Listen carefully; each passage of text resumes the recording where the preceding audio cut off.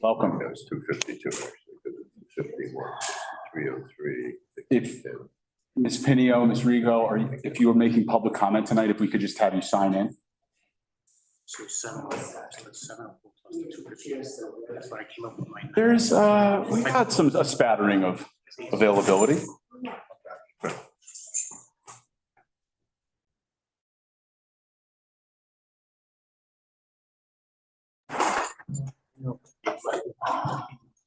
Something dire went wrong.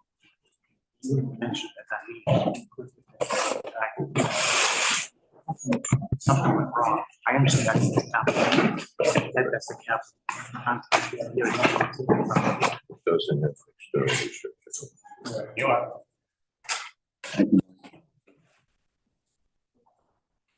Welcome, everyone.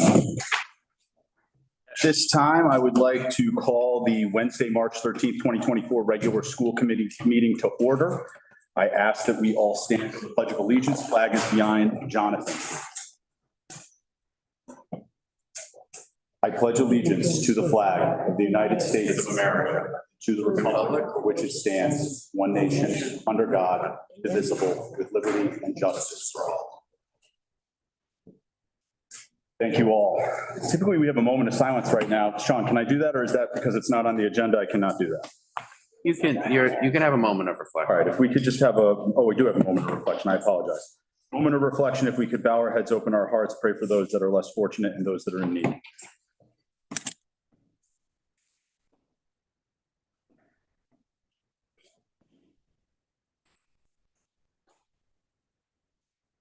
I thank you all. At this point, we're on item 2, consent agenda. I know that Michael wasn't present at the February 14th meeting, but I will look for a motion to approve minutes from both item 2.1 and 2.2. Motion. Second. All in favor of approving the minutes will vote via roll call. Jennifer? Travis Artie, Aye. Megan Gonzalez, Aye. Hannah Ayotte, Aye. Susan Kinane. Aye. Thank you. Motion carries. Minutes pass. And then item 2.3, I'll look for a motion to approve the school committee budget workshop special meeting on February 28th, in which all members were present. So moved. Second. We will vote via roll call. Jennifer? Travis Artie, Aye. Hannah Ayotte, Aye. Megan Gonzalez, Aye. Susan Kinane, Aye. Mike Rocha. Aye. And I will look for a motion to approve the remaining parts of the consent agenda, items 2.4 through 2.7. So moved. Second. And we'll vote via roll call. Jennifer? Travis Artie, Aye. Hannah Ayotte, Aye. Megan Gonzalez, Aye. Susan Kinane, Aye. Mike Rocha. Excellent. On to item 3, public input. I do have some members from the community that would like to speak, and then I also have some members from First Student that will be speaking when we get to that point in the agenda items.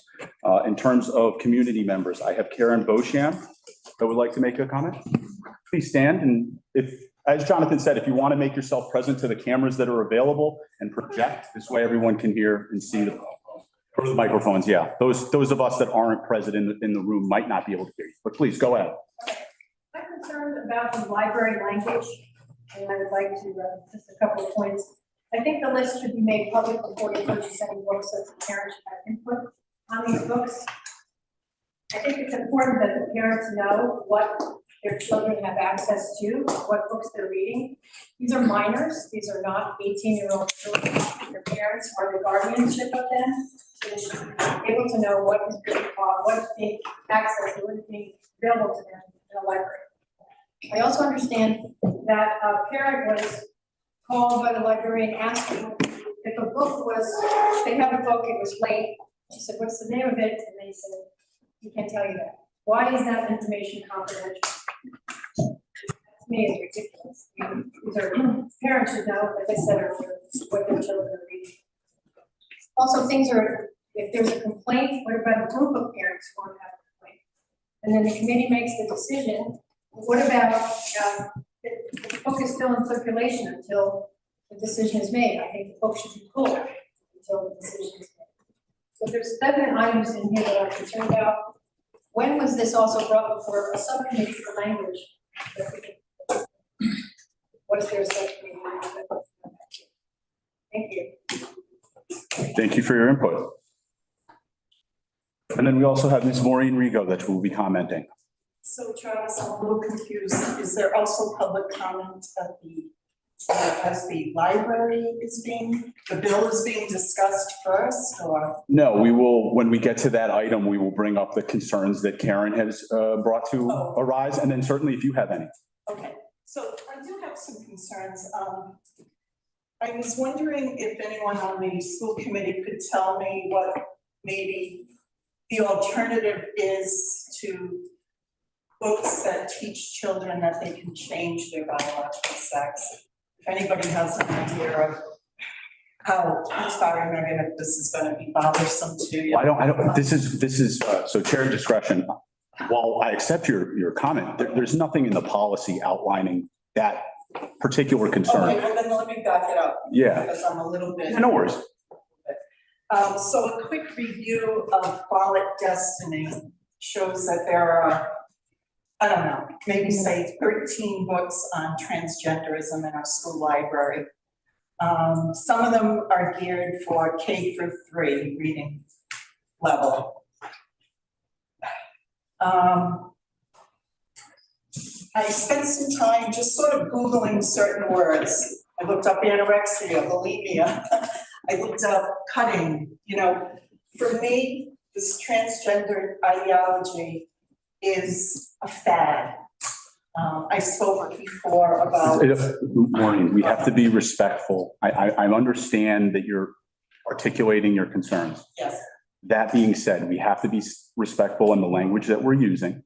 What language is transgender? I mean, there's children here, there's people who are watching, to, The word Fad.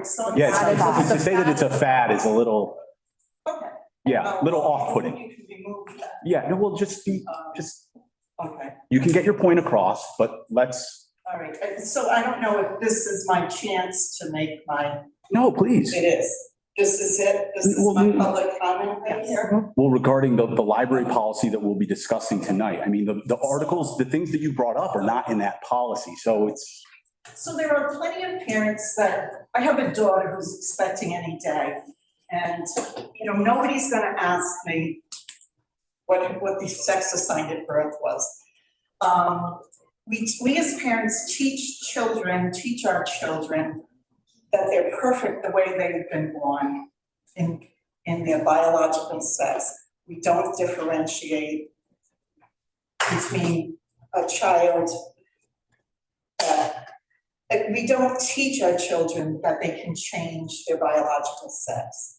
So when I looked in the library for books that might come from a perspective of religion, and I just Googled God, something very simple. There were only 2 books.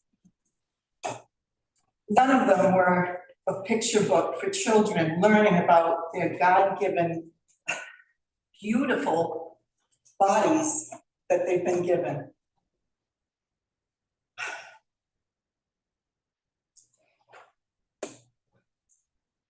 I'm with you. Just how does it pertain to the policy? So the policy that we're discussing tonight actually allows those that feel as though there are books in the library that raise concern.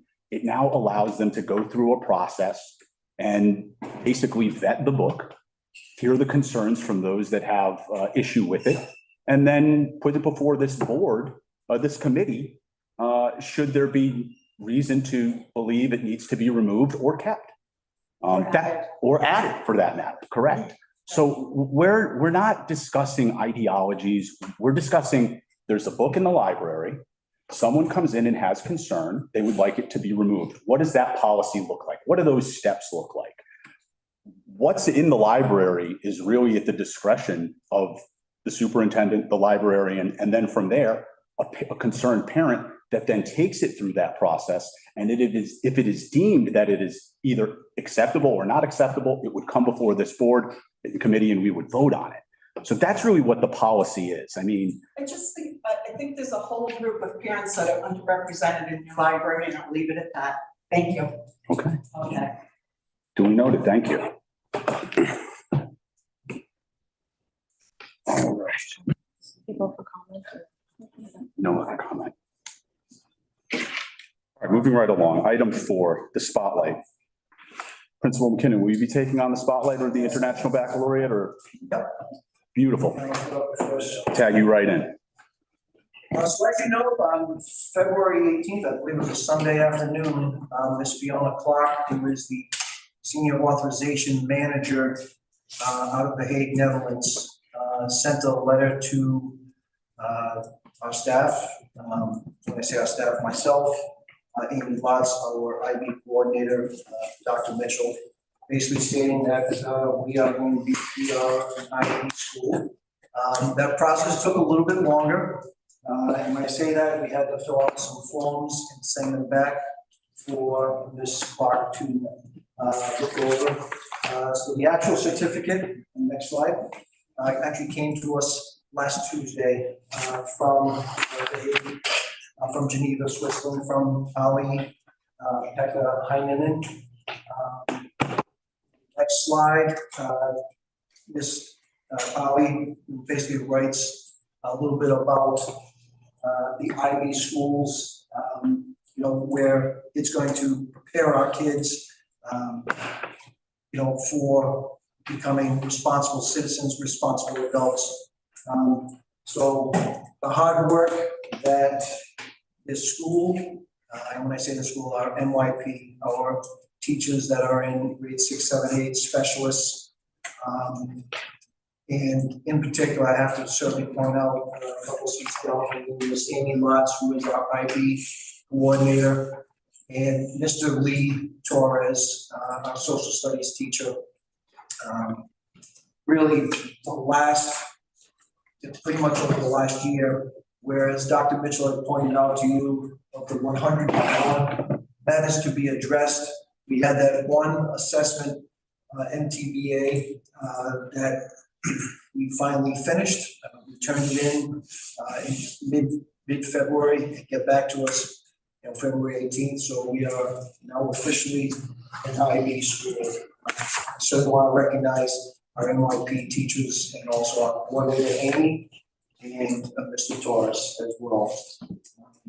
This is a huge step for us. There are only 2 schools in the state of Rhode Island that have it, both private schools, St. Andrews in Barrington and Proud Memorial School in Wakefield. 2 other schools. Proud is a diploma program. It's a high school. I believe St. Andrews has a PYP, NYP, and diploma program at St. Andrews in Barrington. But this is an elite authorization for us. We should be proud of the work that's been put in, and certainly moving forward with IB.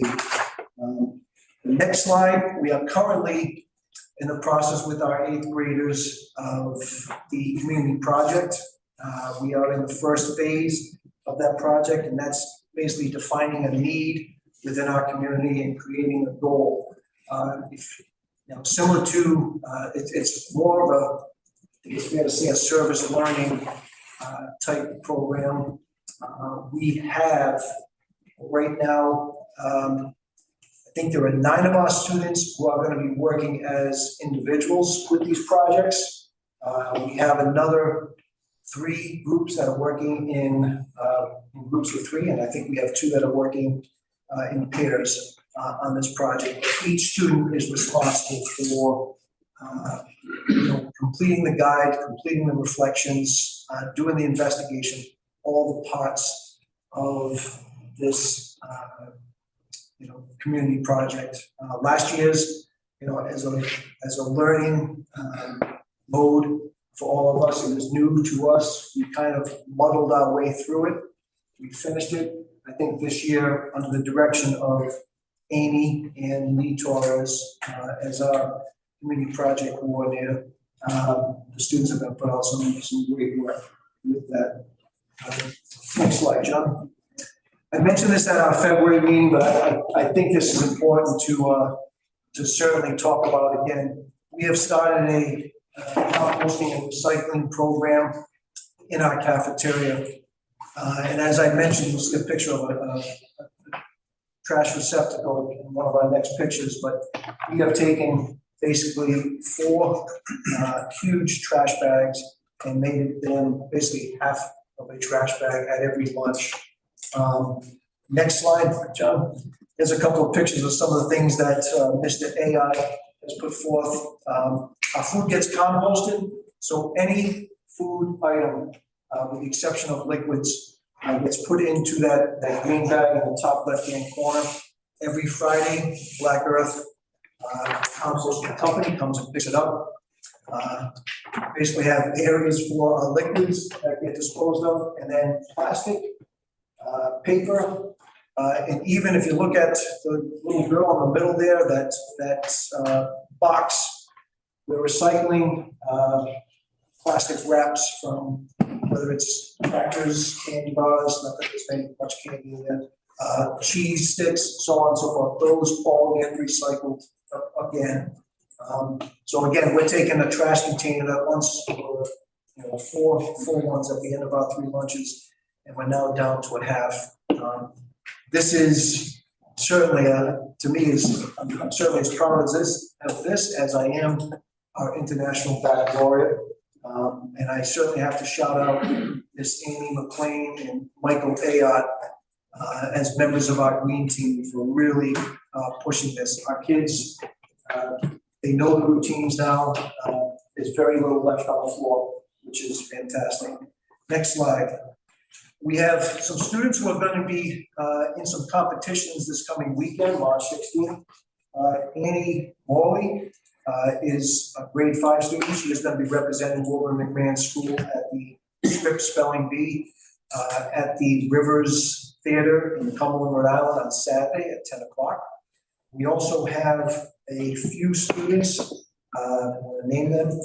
Suyai Almananzis, Olivia Leach, Chloe Oliveira, Cheyenne Dion, and Nicole Vashon, who are going to be representing our 8th graders at the State Science Fair at CCRI on Sunday. Best of luck to all of them. And finally, if you had a chance, some parents, we had our 5th grade under the direction of Miss Devlin built a replica of the Amazon jungle. Please don't tell firefighter what about it. Anyways, last week they had an opportunity to talk about some of the species of animals, plants, resources, and conservation in the rainforest. And tours were given by our students to parents and caretakers in other classes. That was last week in Miss Devlin and this class, grade 5. That is the spotlight. Just really awesome, Principal McKinnon. I'm going to take this opportunity because there's some faces in the room that, this International Baccalaureate, this process started with an idea from the gentleman in the back there, Mr. Patrick McHugh. And I know that he was a strong catalyst to get that young lady, our superintendent, up to Provincetown to take a look at what they had to offer.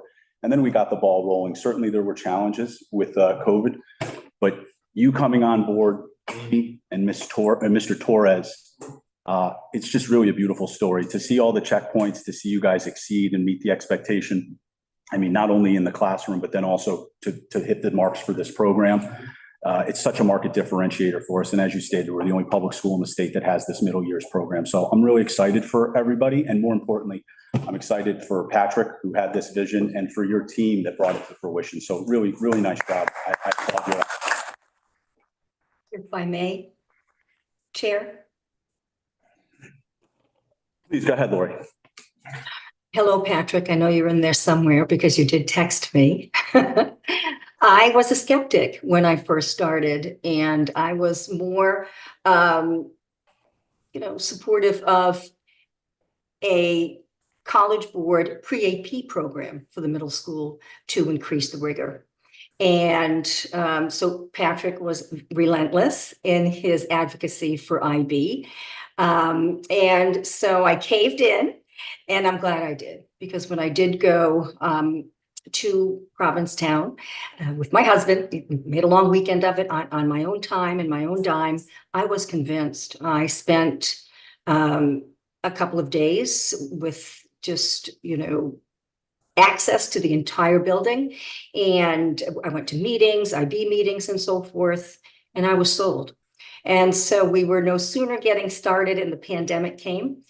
So I think we can honestly say it usually takes 3 to 5 years or so. It took us about, if we cancel out that pandemic that none of us want to think about ever again, about 3 years. But boy, was it a lot of work. And our staff, they deserve all the kudos, also building leadership, and the other leaders in the building definitely our coach coordinators, including Amy Lotz, who is our IB consultant, and Lee, he's amazing, Lee Torres, Amy, our science, Amy McLean, our science coach coordinator. So many of them are doing great work. I would have to name pretty much all the staff. So that's my 2 cents. Patrick, you can bask in the glory of success. You had the idea, it was executed, however, by some very hardworking people with boots on the ground. And I could not be more proud to be a part of it all. Thank you, Superintendent. I do want to bring up one other thing. You did mention you're just as proud as the composting as you are. And you know what? I do want to highlight, the composting came about as, was it Save Our Seas? What was that? Yes, Clean Ocean Access. Clean Ocean Access. So that was an organization that reached out to not only the school, but also the community. And there was kind of a community catalyst along with the school saying, this is something we'd like to do. So I just want to know, Mrs. McLean, Mr. Ayotte, that are rolling out the program, the kids, as you said, they pick it up just like that. But this was really something that started with the combination of a community and then also in the school. And then that collaboration has led to Black Earth making certainly some concessions, because that program that started us off is no longer with us. And they said, no, we still want to keep this ball rolling and driving this bus. So I appreciate you guys keeping your eye on the prize with that as well, and the efforts of Ms. McLean and Ayotte.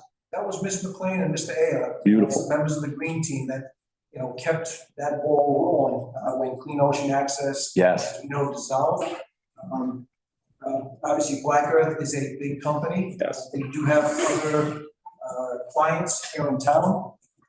It was getting them on board to come to school, but once they had a couple more clients, they've started to, pick it up. We have kids going home and telling their parents, oh yeah, we need to do this, and this, and that's all part of the process. In a lot of ways, this compost, I'm sure Amy would agree, this is IB. Yes. And this is looking at, globally, correct, where our world is going and what we need to do. Yeah, hats off to everybody. Really, really great stuff out of the spotlight tonight. Item 5, Superintendent report. Ms. Laurie, do you have anything to share with us? Well, actually, I'm never at a loss for words. Do you want me to kick it over to first student, or do you want to say some words? I'll introduce them, yes. So there were questions a few weeks ago regarding the combined bus runs that have been a necessity this year. And so I figured I would reach out to first student. I did call Sam Levy and Sherry Del Toro. Sam, you are the branch manager, am I right? And Sherry is the location manager. I do sort of get your positions transposed every now and then. But every time I've reached out and called first student, the last time was about 3 years ago when Bill Roach came and visited another school committee back then. First student has always been proactive. They say, yes, we'll come in person. I gave them the opportunity to come via Zoom, and they did. I came via Zoom instead, and they came in person. So I will kick this over to Sam and Sherry. They are extraordinary at what they do. They're in an impossible situation with the paucity of CDL licenses. At this point, I think they have done everything they can as a company. They've upped the starting wages. They have sign-on bonuses. They pay for CDL training and the licensure. They push hard for reciprocity across the states in the Northeast regarding CDL licenses. So Sam or Sherry, either one of you, take it away and just give an overview of some of the challenges that not only we're facing, Little Compton, but Tiverton and all over the state, actually throughout the nation in terms of transportation. And I was just reading an article about one district where staff members are bringing kids to school sometimes. We never want to get to that point. But anyway, it just speaks to the fact that this is something that is pervasive, and just share what's in place at First Student now and in the future. Thank you very much for having me. Thank you for being here. My name is Sam Levy. I'm the location manager I actually oversee Lincoln, but I also oversee Tiverton, Portsmouth, and Warren as well. So I'm kind of the East Bay type of thing. We understand there's a driver shortage. It's not a secret. It's very real. It's nationwide. And since COVID happened, it just got worse. We were kind of trending that way. And a lot of people just didn't want to come back to work, especially being bus drivers. And it's a part-time job. It's a split shift. We get that. We understand the hardship it is and the challenges we face. And it's starting, recruitment-wise, it's starting to pick up a little. We're starting to see more applicants come through. But here at this location, it's been a challenge. This year, unfortunately, we started off pretty good, and then we had two unfortunate, unexpected deaths, 2 drivers, which really kind of hit the location very hard and very hard to come back from. And we also have a driver out that's out on long-term leave of absence, probably out for the rest of the year. So that was really tough to handle. I know Sherry, a lot of times her staff are on the road driving, and as the superintendent mentioned, there are times when we have to double routes. We don't want to do that. We want one bus to do the design route that it's supposed to. Sometimes in order to be able to open route, we don't have a driver, we keep pulling from somewhere else, we'll force a double route. Sherry and her team will look at the routes, try to pick the ones that least impact the community and the students as best we can, but we still have to get the students home. We can't call and say, yeah, we don't have a bus. I had to do that once. I had to do in Lincoln this year once, 2 routes I had to double, like literally do a high school run and then come back and do another high school run too. So the students again were an hour late. But again, it's that or you call the parents to come pick them up. That's not what we can do. So we'll always find a way to get the students home. But until we get more drivers and more staff in, that's what we're faced with. So I'm going to tell you what we're doing. So right now we have a new program that we implement. A lot of people are aware, but I've never heard of it. It's called Workday. So it does a lot of administration for the managers to take a lot of off our plate, but it also streamlines recruiting and the hiring process. And brings in all the different platforms that we use, Indeed and Facebook and all these other things, streamlines them into our system so we can get candidates quicker, better turnaround time. Their input is, instead of filling out the old paper, applications, which in our case are very long because there's a lot of detail to them. It's all online. It's much streamlined. It's much faster, so we're getting better progress that way. We currently, like she said, we have a referral bonus for the drivers to refer other people and get a bonus for that. We have a very large sign-on bonus for fully CDL drivers coming from somewhere else or a different industry that has the actual credentials to drive a school bus. That's usually what takes us the longest time, is getting the credentials, getting through the process, and getting them hired. We have a dedicated recruiter in the area. She handles going through any of the job fairs locally and looks for other sources for recruiting opportunities. She's also just ran I think it was today or yesterday, a kind of an inside look at the referral bonus and make sure the drivers understand what it entails, how to go after people that you may know in the community, and try to get them interested. And there's a little bonus for you if you can bring them on board. We also have the drivers and monitors as well go to these job fairs because they're intimately knowledgeable of the job. The recruiter knows what the job is, and the drivers know it better. They live it day to day. So we have them try to go. A lot of them will volunteer because they understand, hey, we have more people. We're not driving so much. And it's good for everyone. We consistently work with Indeed and other job platforms. Our recruiting team, we have one in Cincinnati, does this and stays on top of these. So our ads stay at the top, if not at the top, near the top of their listing because they rotate monthly. We keep constantly working with them to push them at top, which they've been glad to do because they know there's a huge need for drivers.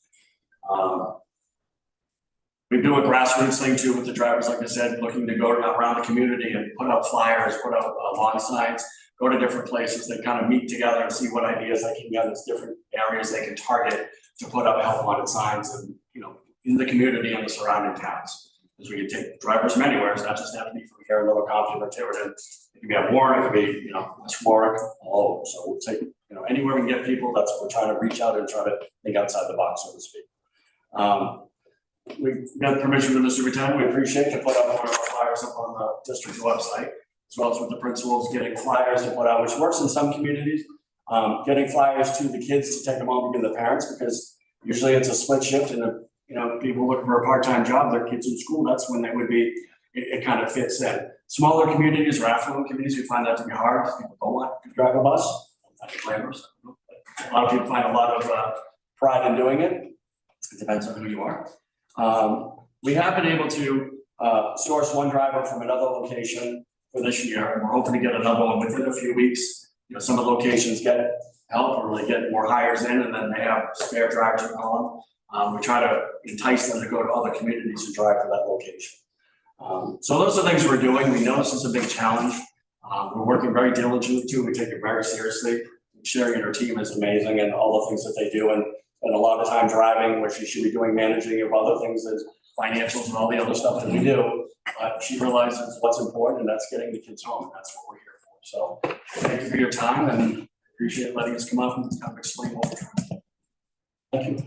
Thank you for making the time. It's not a public comment, but Just a question about that. Yeah. Do you offer half shifts? We will if right now there is, so we do look at it. It's just some of the people that look for hours, so it's either morning or afternoon. We can do that. We have done that in the past. And I mean, I know you had mentioned yard signs. I wouldn't be opposed to having a couple yard signs for this community. We could certainly put them out and see if it catches anything. There are certainly people that trek down to the beach and that kind of thing. Maybe if they see it on the way, it's something that'll be in the top of mind. Take one it's like I think they said every 100 applicants, you might get 3 or 4 that come through the next year, which is, it's not like we can just sit down and have an interview right now, like hiring a week. It's a 2 to 3 month process of getting the license, getting through the training. Most do, we get great training, but we don't push anyone through.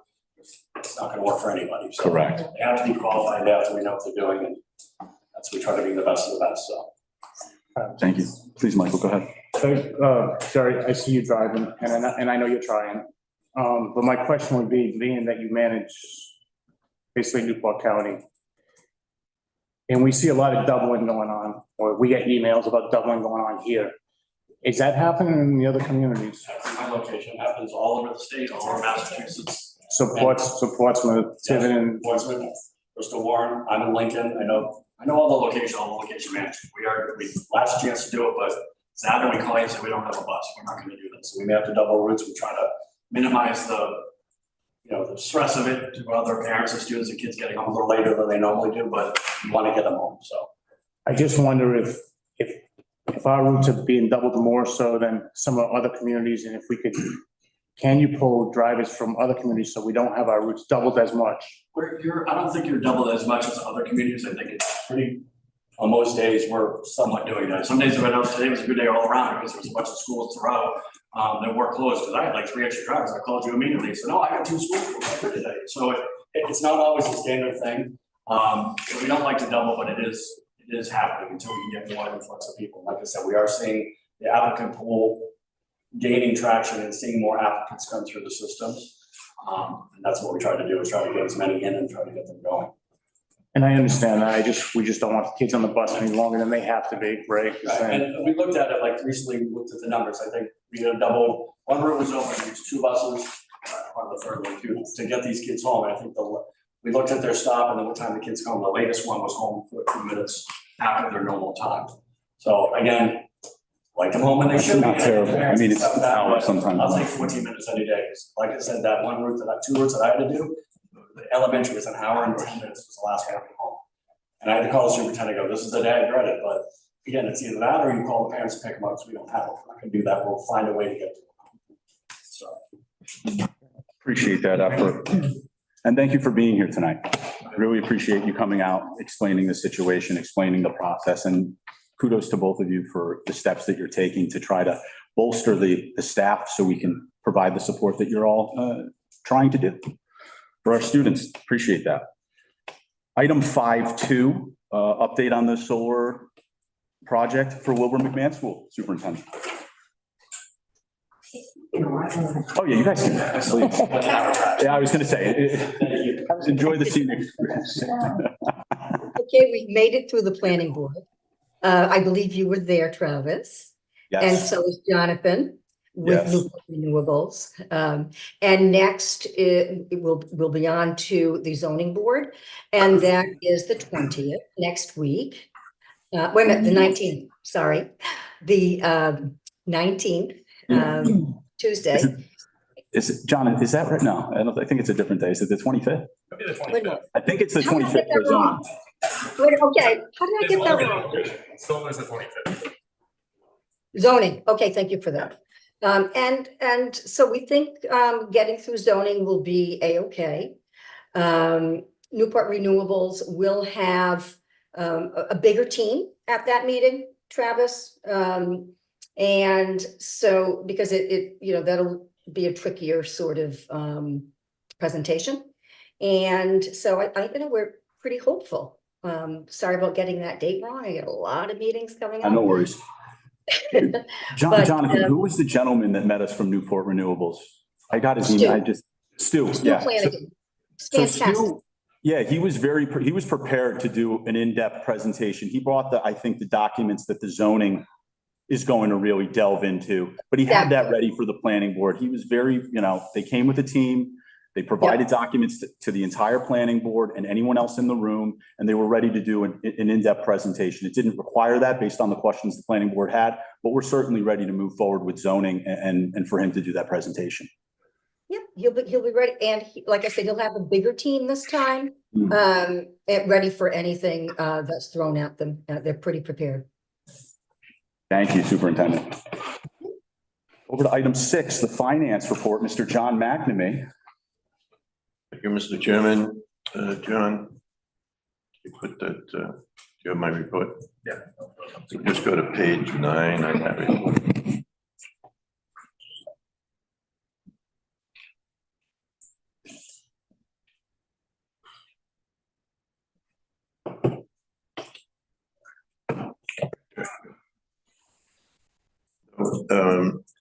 The audit for 6/30/23 has finally been completed. The auditors did issue their financial statements, I believe last week officially.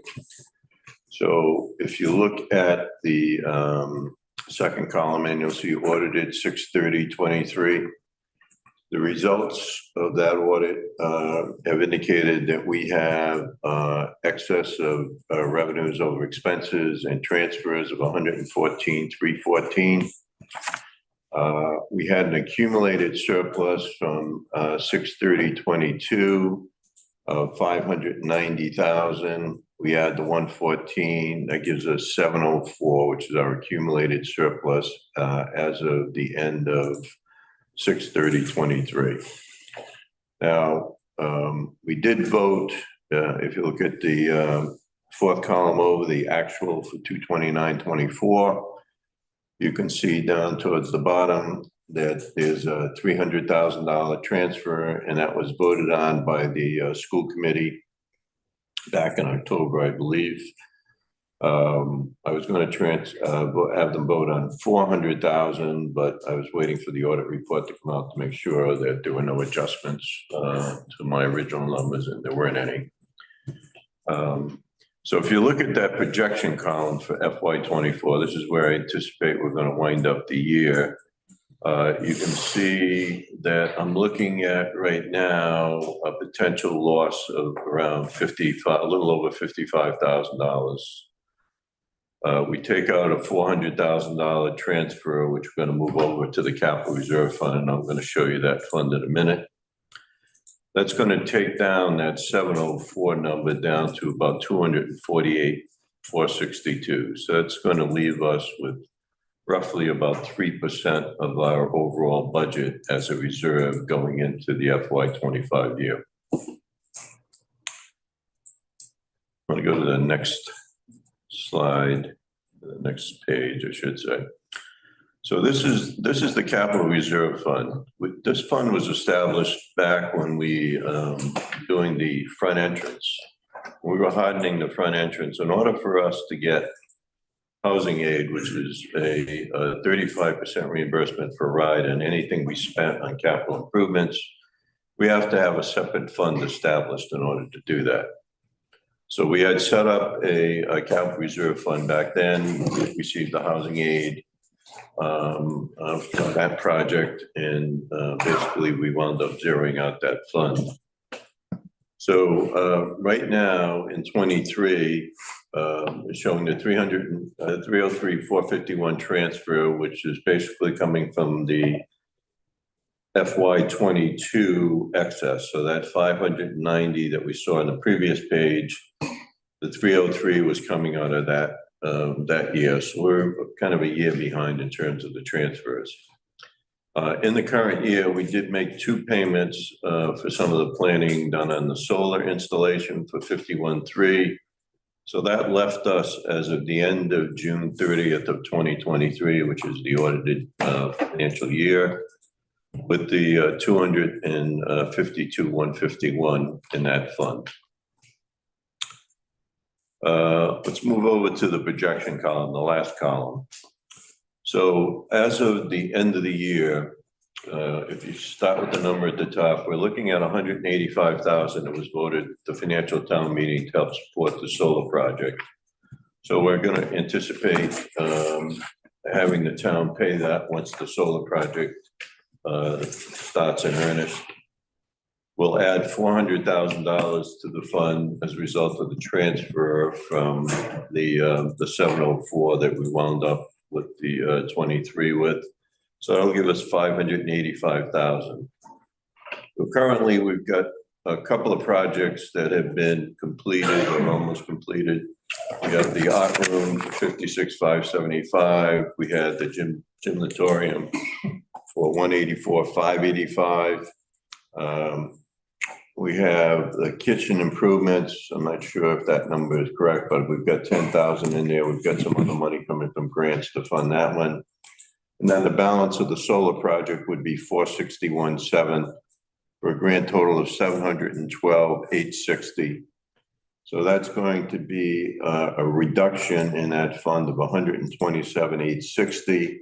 We started with 252 and 23, so we'd be down to about 124,291. Now, we will be getting a 30% federal grant on the solar installation. We're getting another $75,000 from the state in reimbursement for the solar. And we also will be receiving housing aid from the state.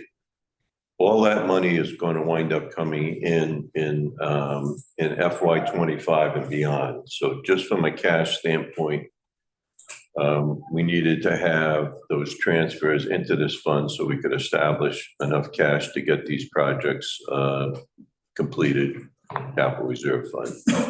Again, as I mentioned, in order for a RIDE to provide housing aid for us, we need to have a separate fund established for that.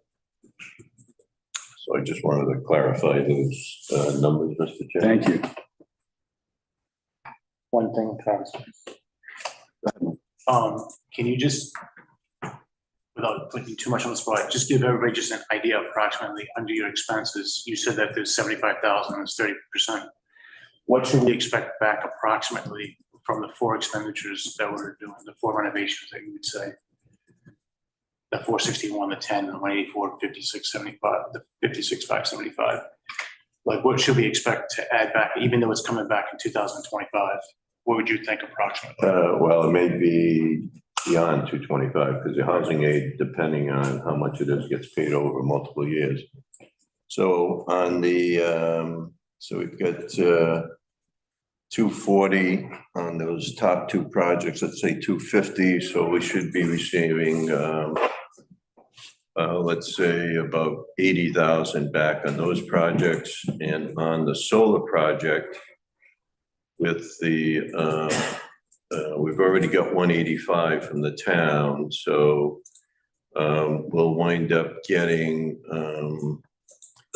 balance of, I believe the total solar project, which I think is 531, less the 185. So it'd be about maybe, we should probably be getting back somewhere about 350,000 on that project.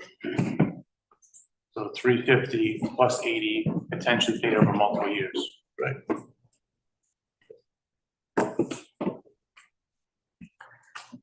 Awesome, John. Thank you.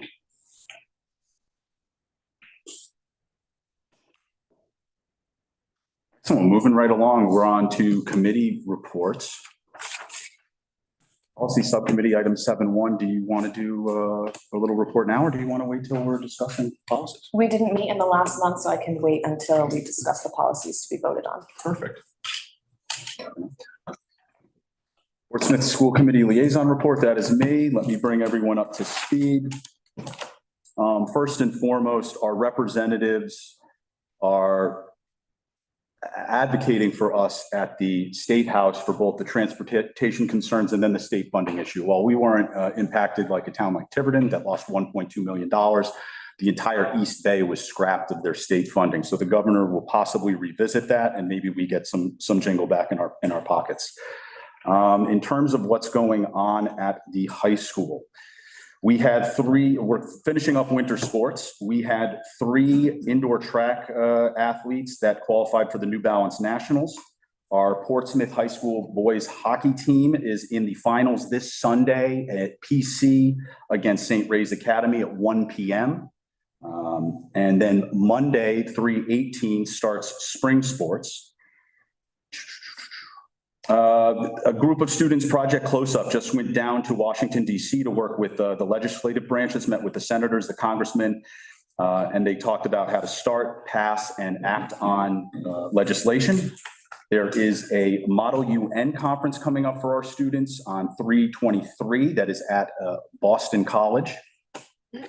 The student report, they just did a couple of field trips. Environmental field trips. One field trip was to the Johnston landfill, which got rave reviews from the students that participated. I guess it really opened their eyes up to what goes on and how our trash is handled. They did note that the landfill is scheduled to close in 2040, so something to think about there. And then they also went to the URI nuclear reactor and spoke swimmingly about nuclear energy. Finally, they went to the Narragansett Bay Water Treatment Center, which treats all of the town water in much of the West Bay. What else do I have here? There'll be an international volleyball tournament this Friday for international student speakers against the teachers at the high school there. And then also Streetcar Named Desire, the play that they've been working on, starts next Thursday. That'll be Thursday the 21st through Sunday the 24th. The school will be at the high school, or excuse me, the play will be at the high school. Seniors and students are $5 and it's $15 for adults. There is in fact a band concert tonight. So symphonic band, jazz band, and all the other bands at the high school level are playing tonight.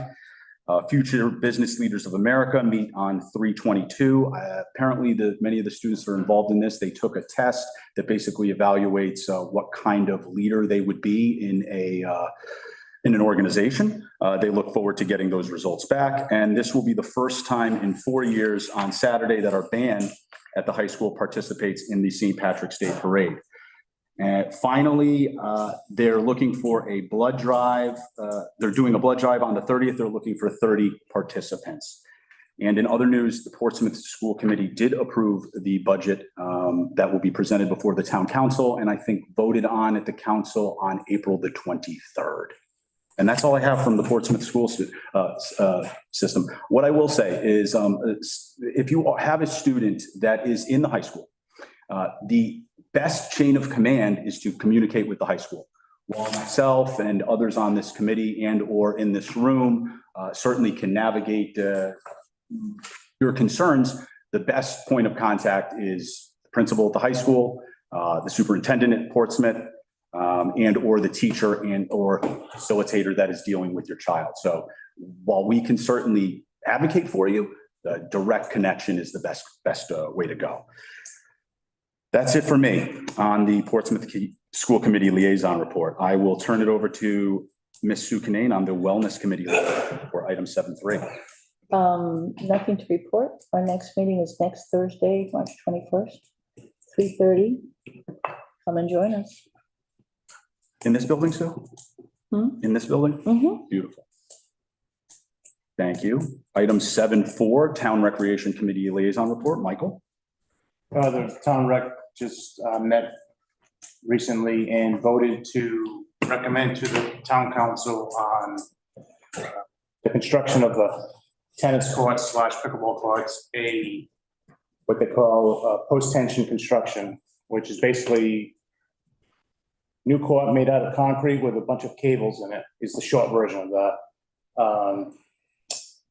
Also the most costly out of 4 different options, 3 viable options, but so between that and there was also a recommendation put forth for lights as well for the courts.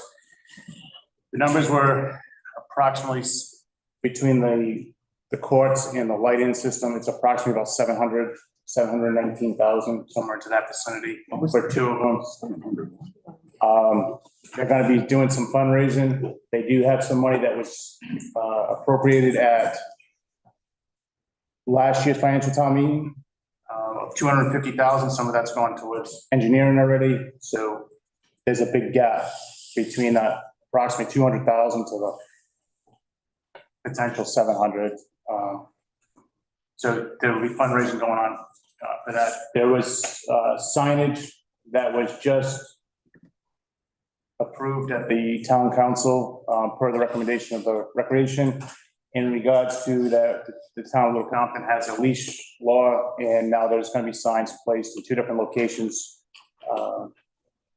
adjacent to the parking to notify people that we do have a leash law, so that when people are walking on the tracks, that they keep their dogs on leashes.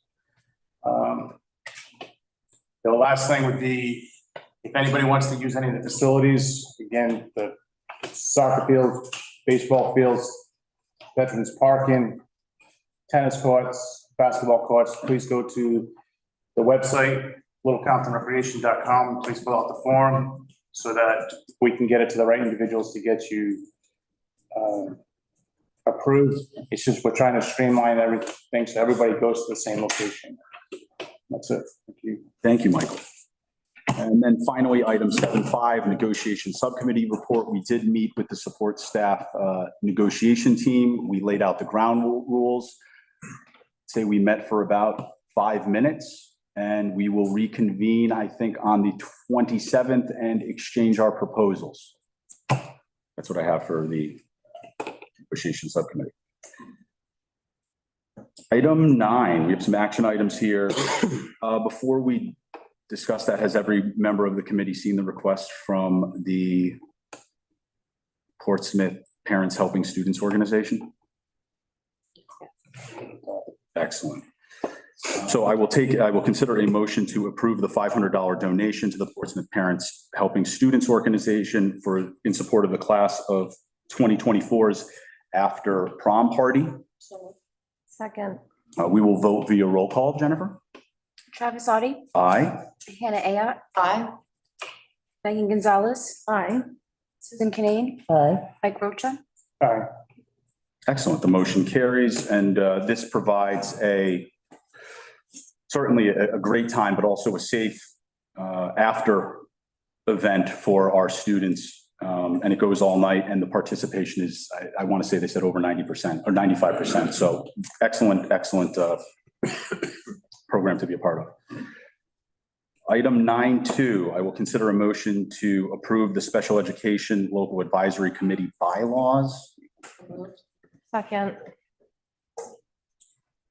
Questions on that? We had discussion? Chair, would you mind if I just Please. have have Jonathan put the bylaws up? Thanks. Just give the committee some background of the purpose for these bylaws. These bylaws are required by RIDE regulation. The purpose is that each community school have a special education local advisory council. And what that really is a place for those parents who have students with special needs, have a place, one, to talk among themselves, but also interface with administration, the school, and advocate on behalf of that population, and serve as a function to provide advice not only to the school department, but ultimately to the school committee. So that is the purpose and the reason for such a group. We are required to have one under regulations. from the Round Department of Ed. And those regulations do require that the school committee adopt bylaws for that committee. The regulations are fairly prescriptive as it relates to what your bylaws contain in terms of membership and whatnot. And if, Jonathan, if you could just scroll down to Article 3. All right, Jonathan, there was a copy that was sent to you late today. I apologize. That is my fault. I can email it if that's easier too.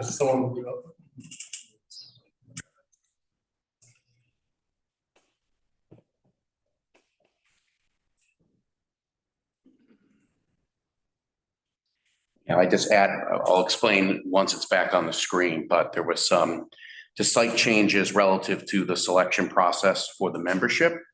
And the school committee is free to discuss that. If there are, while Jonathan is pulling up the new document, there were no other changes from the document you had in your packet. So if there are any questions, I could be happy to try to answer them. So my question was I understand the makeup of the members, but how do they get selected? All right, that's a great question. And that's what the changes are. Okay.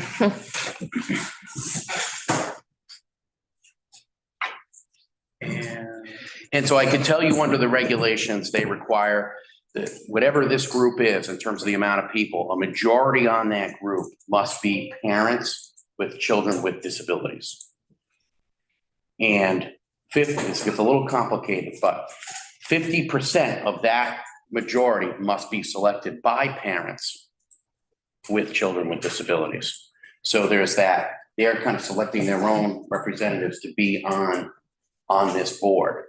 So in terms of that selection process and how that's going to look, my recommendation is have the superintendent come up with a way to either poll those parents in order for them to select and how that process might work.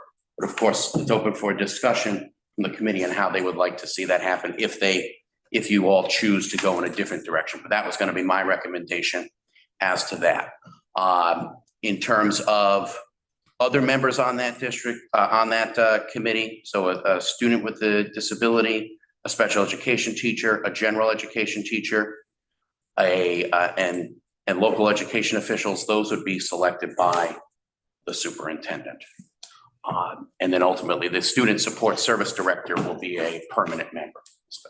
So this is a public school administrator. Who is this referring to? So that I've actually recommended that we delete that because it's not under the regulations. A public school administrator is required.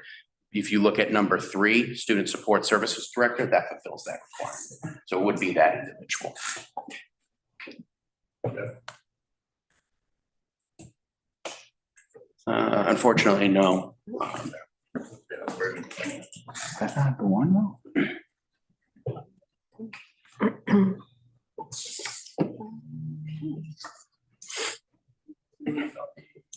I think that was it. Jen, 'Cause I saw that red print. I don't Jen, have you that have the on. right one. I mean, it does look like track changes might still be on for whoever saved the document last, but that's otherwise.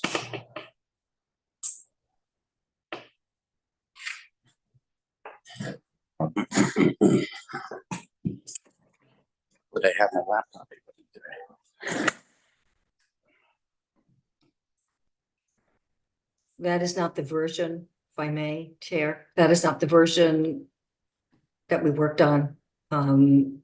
There's one floating out there. The one that Jonathan shared, I think, or that had up, I think that's the one, Jonathan, because I don't have that third piece where it says that our special education coordinator will serve as a permanent member. So I'm thinking I'm thinking that was the right document, is what I'm getting at. If I may, the correct version, special education director is student support services director, because that is our local nomenclature. That's what we're using for the title. So if this is an old, I think there were 3 versions floating around out there. Sorry about that, Jen, Sylvia. But there we go. I think That's good. That's it. Sorry about There you that. go. Very good. All right, so you can see under paragraph 1, it adds the sentence, "The selection process shall be administered by the superintendent or designee." Paragraph 2 crosses out the public school administrator. That's where number 3 comes in, but also in paragraph number 2, you have to be selected by the superintendent. So those pieces that are in red, that's at the discretion of the school committee. It's only, I put those in as what I thought was an easy way to move forward with this. If the school committee has any other ideas, they certainly have the authority to change that. If you'd like to see some other form of selection process. My only thing was, I guess, if we could actually define a number of actually how many members would actually be on this. Well, so and I will say from across the state, these CLAC, as they're referred to, these councils are sometimes unfortunately difficult to fill. It's hard to find parents that, some that are very dedicated. And so that's, I think, a really good point to having a cap on that number so we don't get too large and all of a sudden we can't fill all the seats. So we have to keep in mind that a majority of the committee must be parents with children with disabilities. Correct. However, the regulations do require that there be a student with a disability on the council, a special education teacher, a general education teacher, a public school administrator. You have at least those 4 right there. So you're gonna need at least 5 parents to get a majority. So we're now looking at 10 people. So you could cap it at that. Thanks. Go ahead, Mrs. Pino. I just have 2 questions about the nomenclature in number 3, the director of special education, as opposed to student support services director. I presume that here the student support services director serves in many capacities, one of them being the director of special education, am I correct?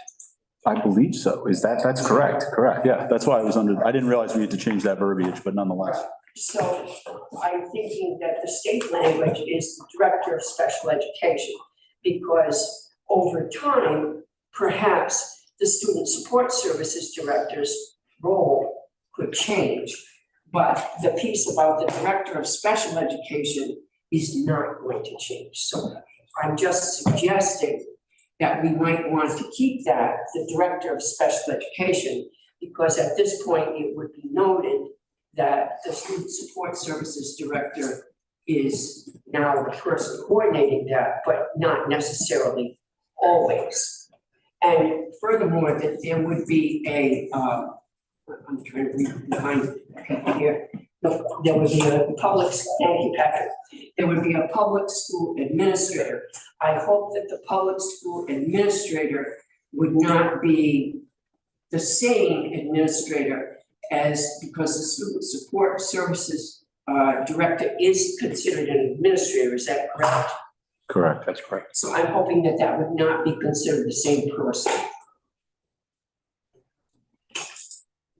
Where it says under number 2, a public school administrator and local education officials to be selected by the superintendent.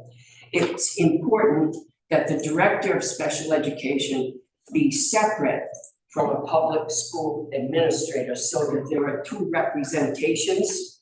You're looking at article number 2 where it empowers to be, so all those positions are selected by the superintendent. Right, but the nomenclature there is a public school administrator. Well, Right, and can I just jump in for? yeah, I see it crossed out, so I'm just trying to get clarity. Okay. Yep, so the intent here was not to expand the membership to include 2 administrators, because then we have to increase the parent side and it might get a bit unruly. So with the item 3, where the student support services director would be serving in that capacity. So to the member of the public's comment, this would be that public administrator would be Okay, so this verbiage works. This verbiage is in compliance with the state regulations. Just one follow-up question. So would it possibly be appropriate for a public, under Article 2 there, a public school administrator to be a person such as the principal? So that we have a local person who is knowledgeable about the total student body being on board, along with the opinions of the director of special education. I mean, the way 2 reads is the membership must include an individual with a disability, Yes. special education teacher. I'm assuming all of these people are from this facility or within this community and district. Okay. So we have an individual with a disability, a special education teacher, a general education teacher, and a local education official to be selected by the superintendent. What is your concern that I'm What missing? I'm saying is that I would hope that those 2 people would be separate individuals, a public school administrator and, Well, no, public school administrator is stricken there. It's crossed out. oh, so you took it out, Yes. a general education teacher and local education official. Okay, I'm sorry. I Don't be sorry. misunderstood. I still believe that it should be the director of special education that should be there instead of the student support services director, because that can change over time. Noted, duly noted. No, nothing to add at this time. Any concerns about what we just discussed? I have no concerns about what was discussed in terms of the student support service director, that role changing and no longer fulfilling what I'll call the traditional role of the director of special education. If that role were to change, we would need whoever is fulfilling that role of special educator in that position. But as of right now, and I believe for the foreseeable future, we've made the change to student support services director, which encompasses special.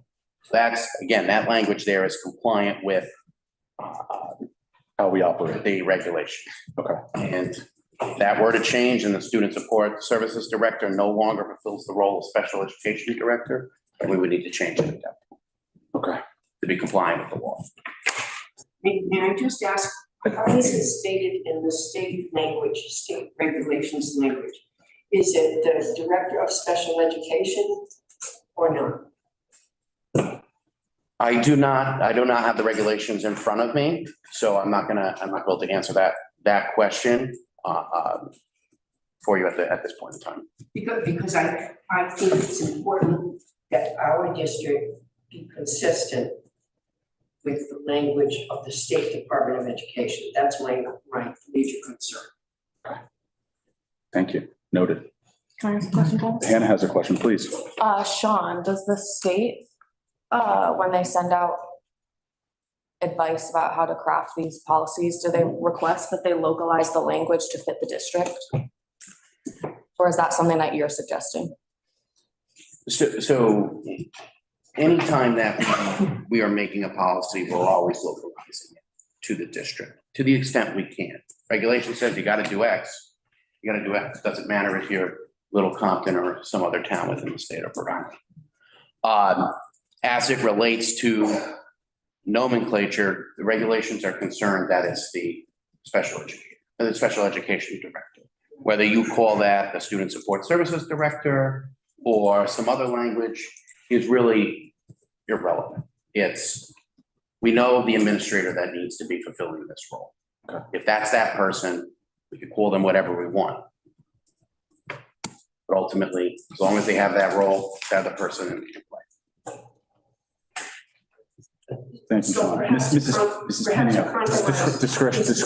Mrs. Pena. Special education director, now subsumed, currently subsumed under Mrs. Pena. auspices of the student support services director. And then it clarifies that. Thank you, noted. We have an attorney here. We review these things.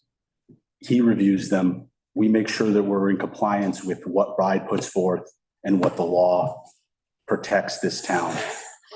And he's telling us that this student support services director is all encompassing of the position that we deem it.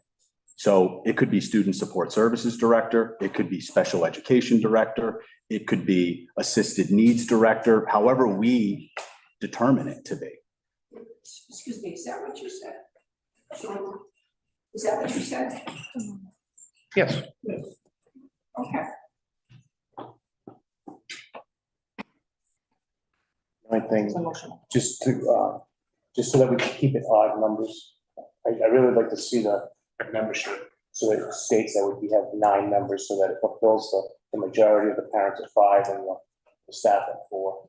If Sean's saying that there's a hard time fulfilling these over throughout the state. So minimum or capping it at 9? What are you thinking? Like a minimum of 9 members, or we have no more than 9 members? I want to see, like, I would say maybe putting a cap on it, because I'm wondering, I think that we will have strong participation from our parents. I know what you said, Sean, but I would like to see that kind of shake out before we're putting a number on it. And I think that's a fair point.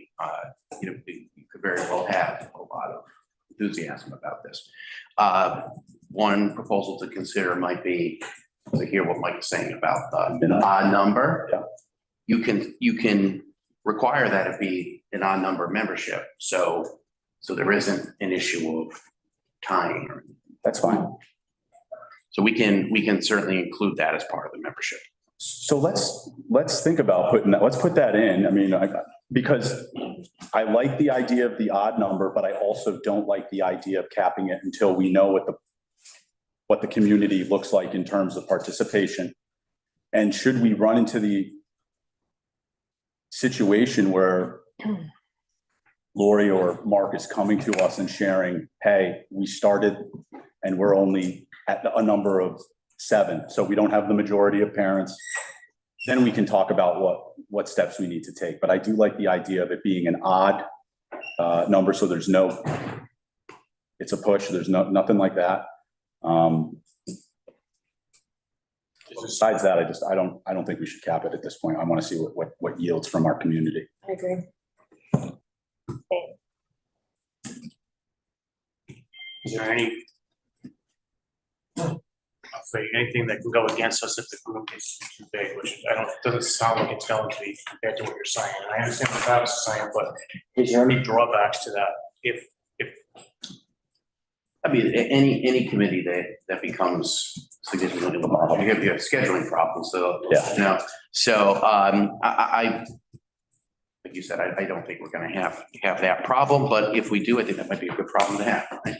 So, ultimately, I don't see any problems with that other than the logistical issues of just having a committee that's way too large.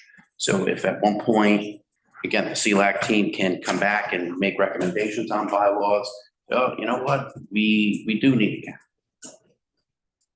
We could do that at that time. okay, so basically this is just a starting point for them to go. Oh, absolutely. Mhm. So I guess as long as we have the odd number. Perfect. So I'll look for a motion to approve these articles and bylaws with the amendment that the committee will consist of a majority of parents and an odd number as noted, as will be noted in the bylaws moving forward. And what article would that be under, Sean? I'll put that in Article 3, Okay, in that top paragraph of Article 3. And once it's completed, I'll circulate it at the next meeting so you can see the final copy. So moved. Second. excellent. Jennifer, we will vote via roll call. Travis Audi, Aye? Hannah Ayotte, Aye. Megan Gonzalez, Aye. Susan Kinane, Aye. Mike Rocha. All right. Excellent. Thank you all. Thank you for the discussion. Mrs. Trevino, thank you for your input. Item 9.3, I will turn it over to, oh, actually, this is the wellness policy second read. So Hannah, please take it away. Yep, so we talked about this one last month. This is just a minor change under the rewards and incentives categories. We are removing the language that says the use of any food to reward children or to improve their behavior is prohibited. As discussed last month and at previous policy subcommittee meetings, you know, we think our kids deserve a nice treat every once in a while after, you know, some hard-earned, like test scores, for example. We have students excelling in testing, and after big accomplishments like that at student of the month luncheons, excuse me, as a tongue twister. We just want to reward the students for their hard work sparingly, but when necessary, and sometimes a fun treat is a good way to do that. So this policy was a little restrictive, but hopefully tonight we will remedy that situation. Yes. Excellent. Any discussion? That's the only change in this whole policy. Correct. I will consider a motion. So moved. Second. We will vote via roll call, Jennifer. Travis Audi, Aye. Hannah Ayotte. Aye. Megan Gonzalez. Aye. Susan Kinane, Aye. Mike Rocha. Aye. Excellent. Now we have discussion regarding the amendment to the library media center policy. Hannah, do you want to highlight what we've done here? I just want to answer the question that was brought up during public comment. When did the subcommittee meet about this? We met on two separate occasions, the November 23rd meeting, which was well attended by the community. We also met on the January 24th meeting, where this language was then recommended to the full committee for a vote. We then met on February 14th, where this full committee had a first read, and tonight is our second read and vote on this policy. But we have a resident expert librarian in our superintendent, Dias Mitchell, so I'm going to turn it over to her to kind of explain this policy. Excellent. Thank you, Hannah. Superintendent? Thank you for that, Hannah.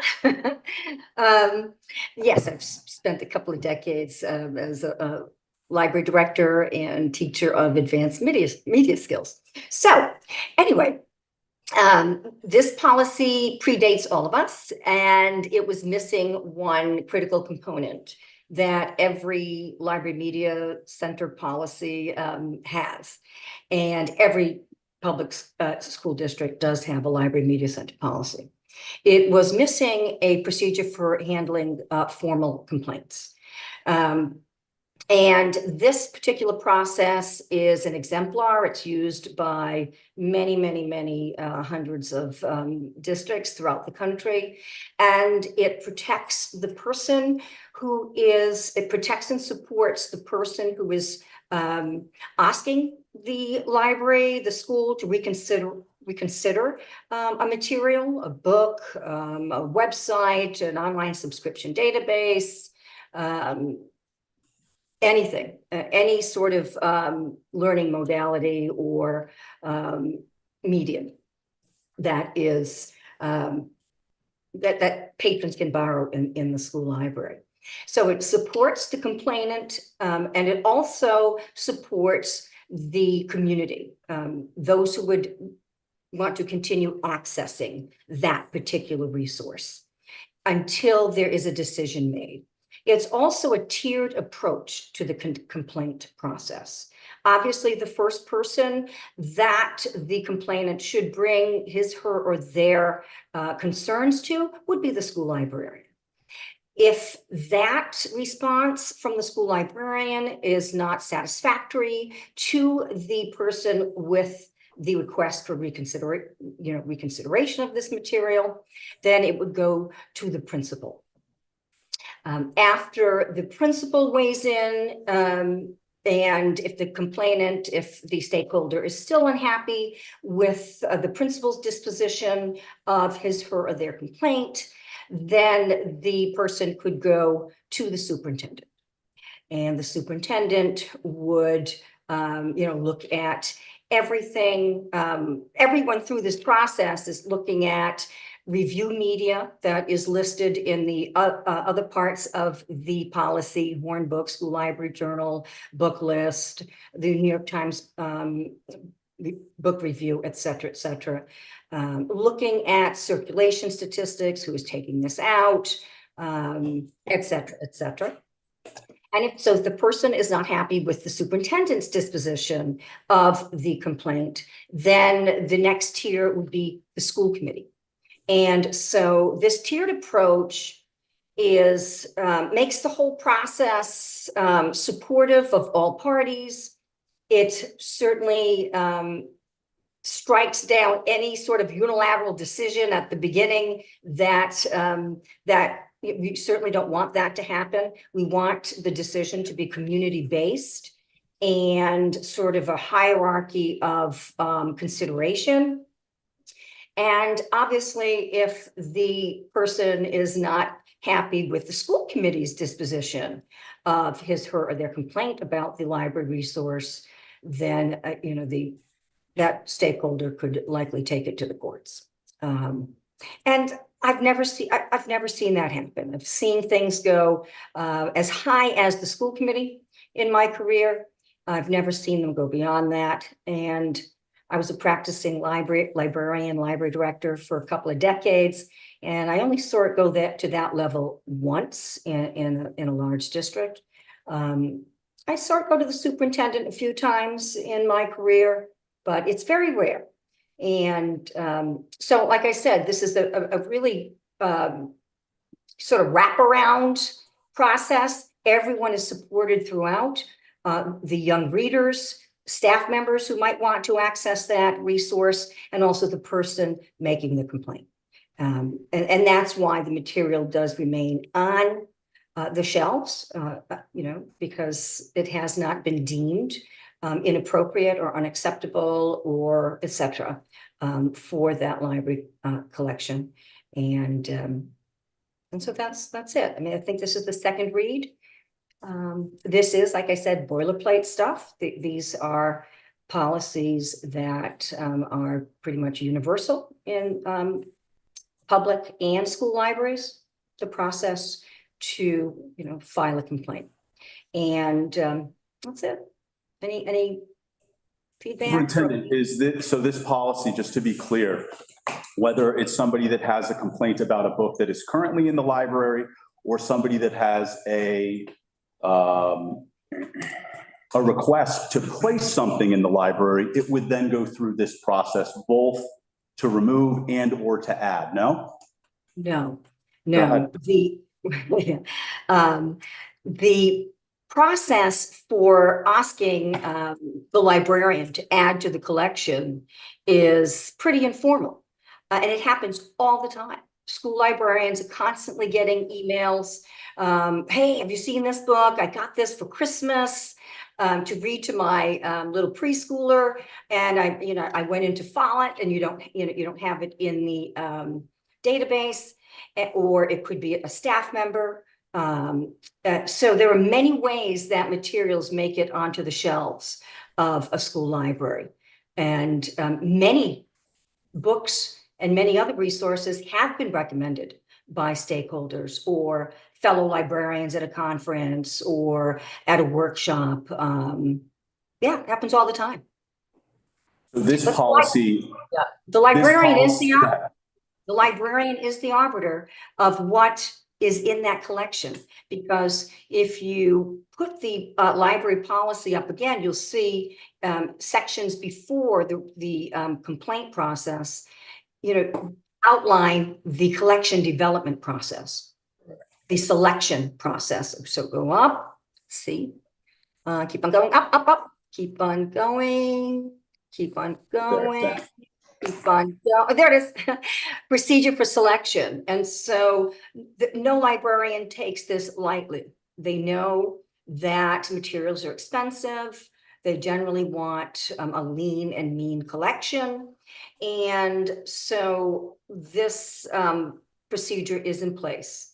And if a recommended item or donated item, follows and syncs up with this process, if there are positive reviews in the various review media that the librarian regularly uses to select, some of them are listed right there, then that material lands on the shelves, but the librarian is the arbiter of what lands on the shelves. Every single item in a school library has been vetted deeply by the current librarian and all those before.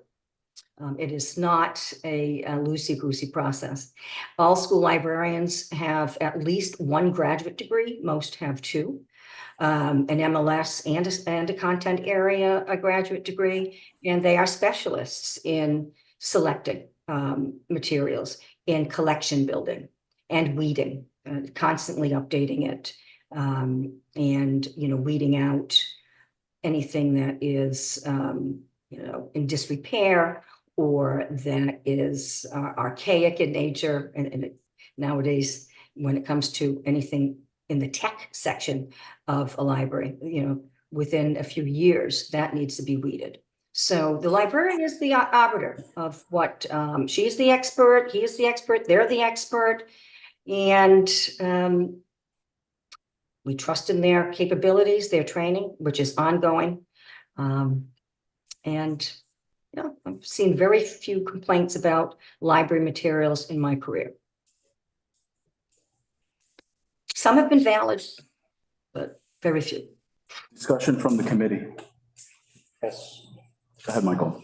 So this policy was originally adopted in 2014, according to this, and it has not been revised since. Is that correct? Yes. There you go. Okay, so I'm gonna go to the first section. Goes beyond the areas that are highlighted. Under the confidentiality, I have a problem with this about circulation of records are confidential. Yes, they are, Mike. And that doesn't mean the parents don't have access. It just means that no one else does in that building but the librarian. Even staff members cannot come into a library and ask, hey, what did my fifth grader, take out from the library? No. Confidentiality of records, we follow FERPA when it comes to educational records. And when it comes to library records, that is also the case. They are just as confidential as anything else in a student's record. Only the librarian knows what a child takes out. If there is a volunteer in the library, that volunteer will have to sign a confidentiality agreement, just like all staff members do. And a student's circulation record is sort of breadcrumbs to that student's personal and intellectual pursuits. And that is sacrosanct when it comes to the library. So that is not referring to parents or guardians or caretakers of minors. That is referring to anyone else in the building. In-town staff, okay. Even the child's teachers do not get to know what the child's about. It does not say that though. So this is my concern, that it says circulation records are confidential. So if a parent wants to know what their student or what their child is checking out of the library, they should be able to have access to that. That is protected under FERPA. Parental So how access is- to So educational. how is that different than the materials that are in a classroom? I'm not understanding. Well, if a child uses a book inside a classroom, how is that different than a book that's inside the library? It's still materials that are being used in an educational environment.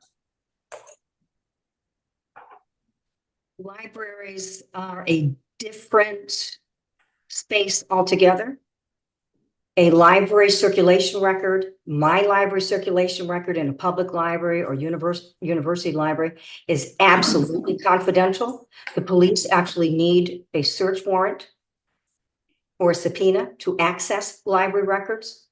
Statute law protects the confidentiality of library records. In 48 states, I believe, in this great country of ours. And so it is very different, Mike. What are we Very, very protecting? different. What are we protecting? We're protecting the right to privacy, the right to read, the right to intellectual pursuits. That it's a fundamental right. It is the cornerstone of democracy that public libraries and school libraries allow equitable access to high quality, highly vetted resources to all. And confidentiality and privacy is a part of that. No one's library record should ever be laid bare except to that person, or law enforcement with the right tools, or if it's a minor child and it's protected under FERPA in schools, parents, guardians, or caretakers. So. Lori, I do have a question based on a previous comment from Ms. Carolyn Beauchamp. Let's say a book is not returned, would the librarian then reach out to the family and just say, hey, there's a book, and not share what book is missing? Help me with that. So if something's overdue, I mean, how do we communicate that, whether it's the student or the family, or is that something we don't do? If it's hard copy, I'm not sure. But I'm not aware of an instance where a parent at Wilbur McMahon School never made it to my desk that, titles weren't referenced. I will say that many librarians, and I was one of them, sometimes are reluctant to disclose to parents. Definitely when it comes to adolescents, sometimes adolescents are researching or, just reading for pleasure, books that they may not want the adults in their lives, to access the titles of. And so, but I'm not aware of anything that's occurred at Wilbur and McMahon School, and I'm not comfortable speaking about that right now because I'm afraid that a student's privacy could be breached. So confidentiality and privacy are absolutely mandatory in libraries.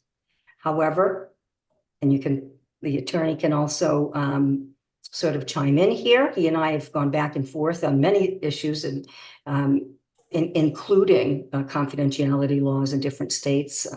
We had a discussion last year. FERPA definitely does protect a parent's right and guardians and caretakers' rights. Lori, Sean, go right ahead. All right. So on the confidentiality piece, the superintendent is correct that under federal law as well as Rhode Island state law, if we as a public school department possess a document, let's say it's a record of a student checking out a book and it has the title of the book, that parent for that student has the right to request that record pertaining to that student. This confidentiality piece is to ensure that no other member of the public has access to that student record. Just like everyone here I would assume would agree that you as a member of the public or you as a parent do not have access to any record of any other parent's child. That is what this confidentiality piece is getting at, including, a teacher cannot just simply come and ask, I want to know what Johnny is taking out of the library. Okay. So ultimately, if the document exists, the student record exists, Johnny's taking out X, Y, and Z book, parent requests that, they have the right to see that within a certain period of time under state law and federal. State law does protect everyone's library records. State law. And that is correct under the Access to Public Records Act. Mhm. You as a member of the public going to the local library, even though that might be a public entity governed by the town and the state, no member of the public can request your circulation records. That is something that is private to you and of course the library. There were 3 separate statutes that all sort of converge to absolutely protect everyone's right to privacy and confidentiality of their library patron records. So basically what this is, if I understand this correct, is that a parent can come in and request what their child is looking at in the So we need to specify that in here that, because this is basically a broad stroke saying that circulation records are confidential, end of story. So that I would like to have changed, and if we have to make a motion to do that, I will do it as far as the wordage. But this comes across as that parents are not entitled to what their parent and what their children are taking in or out of the library. Sean, can you speak on that? I certainly can. It is up to the discretion of this committee whether they want to clarify that language.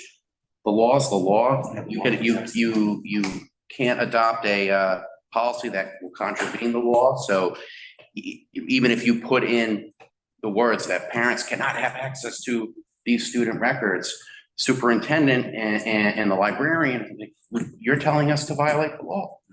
We can't do that. So your policy really doesn't count.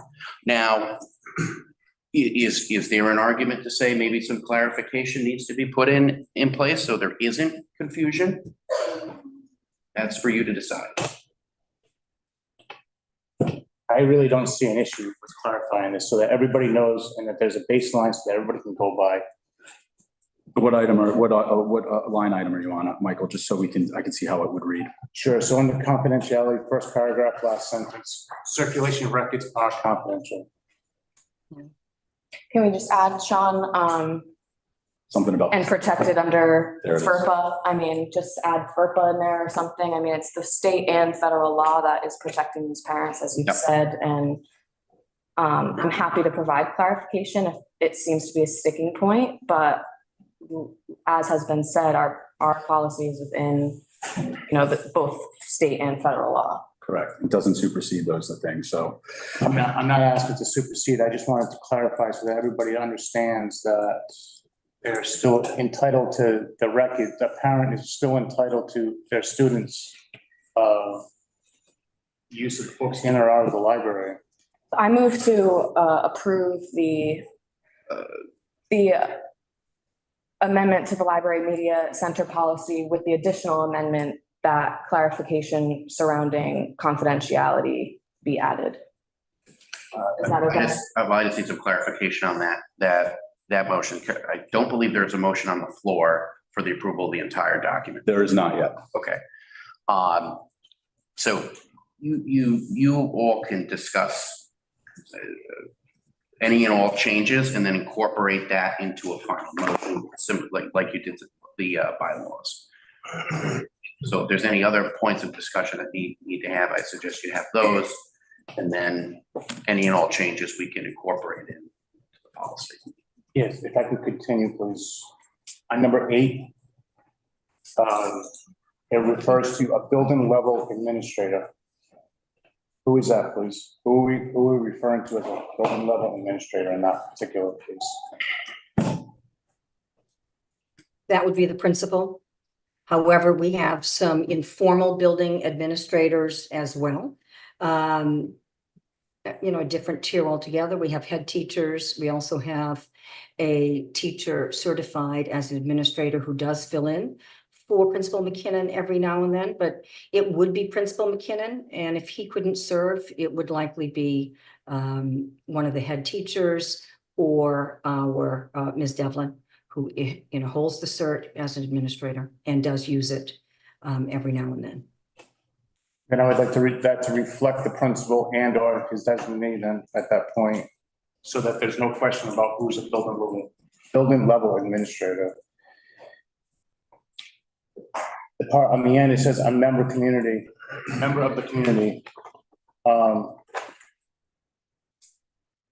I'd like to see more members of the community on this. These are some of the comments that one member does not cut it for me on this. Number 14, a school administrator. Again, who are we referring to that in that case, please?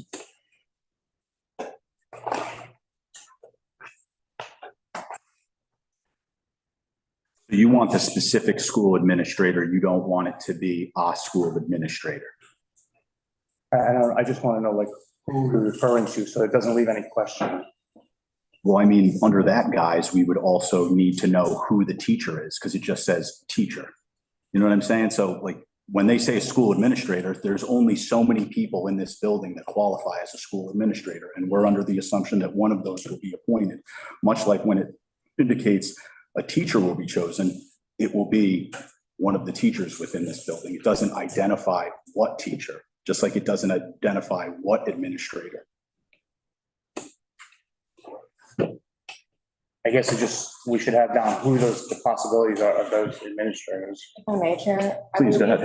I believe the reason for the vagueness, one possible reason is that we don't want to have the same people on these committees time after time. I think it would serve the community best if we have, lots of participation and this committee is able to be convened of new people every time, because this isn't a standing committee. I also think keeping the vagueness of the language is helpful because, on the day of the meeting, maybe Jack isn't available and we need a building administrator in order to move forward with the complaint. So I think that specifying some of this language could actually serve to hurt community members' complaints. Correct. That's kind of where I'm coming from, Michael. I think that this outlines the people that we need to have at the table. And if we specify it, then if they're not at the table, this can gets kicked. So let's say we make some specifications in here and then whatever the case is, they're away, they're out, it supersedes the 10 days of Principal McKinney getting back to them.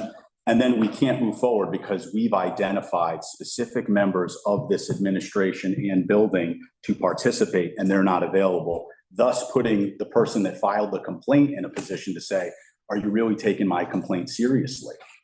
So I hear what you're saying, but I think making it vague opens it up to, like Hannah's saying, the diversity of the people that are on that committee. And then moreover, the ability to expedite the concern put forth by that community member that's made the inquiry to have an item removed from the library. That's where my head's at with that. It also leads it to the interpretation of that we don't know who's going to be in charge of that, of who the building administrator will be at that point, right? Because then we can pick whoever at that point, any of the building administrators, because it doesn't specify that at that point. Correct. It would be any building administrator. I'm assuming there's more than one.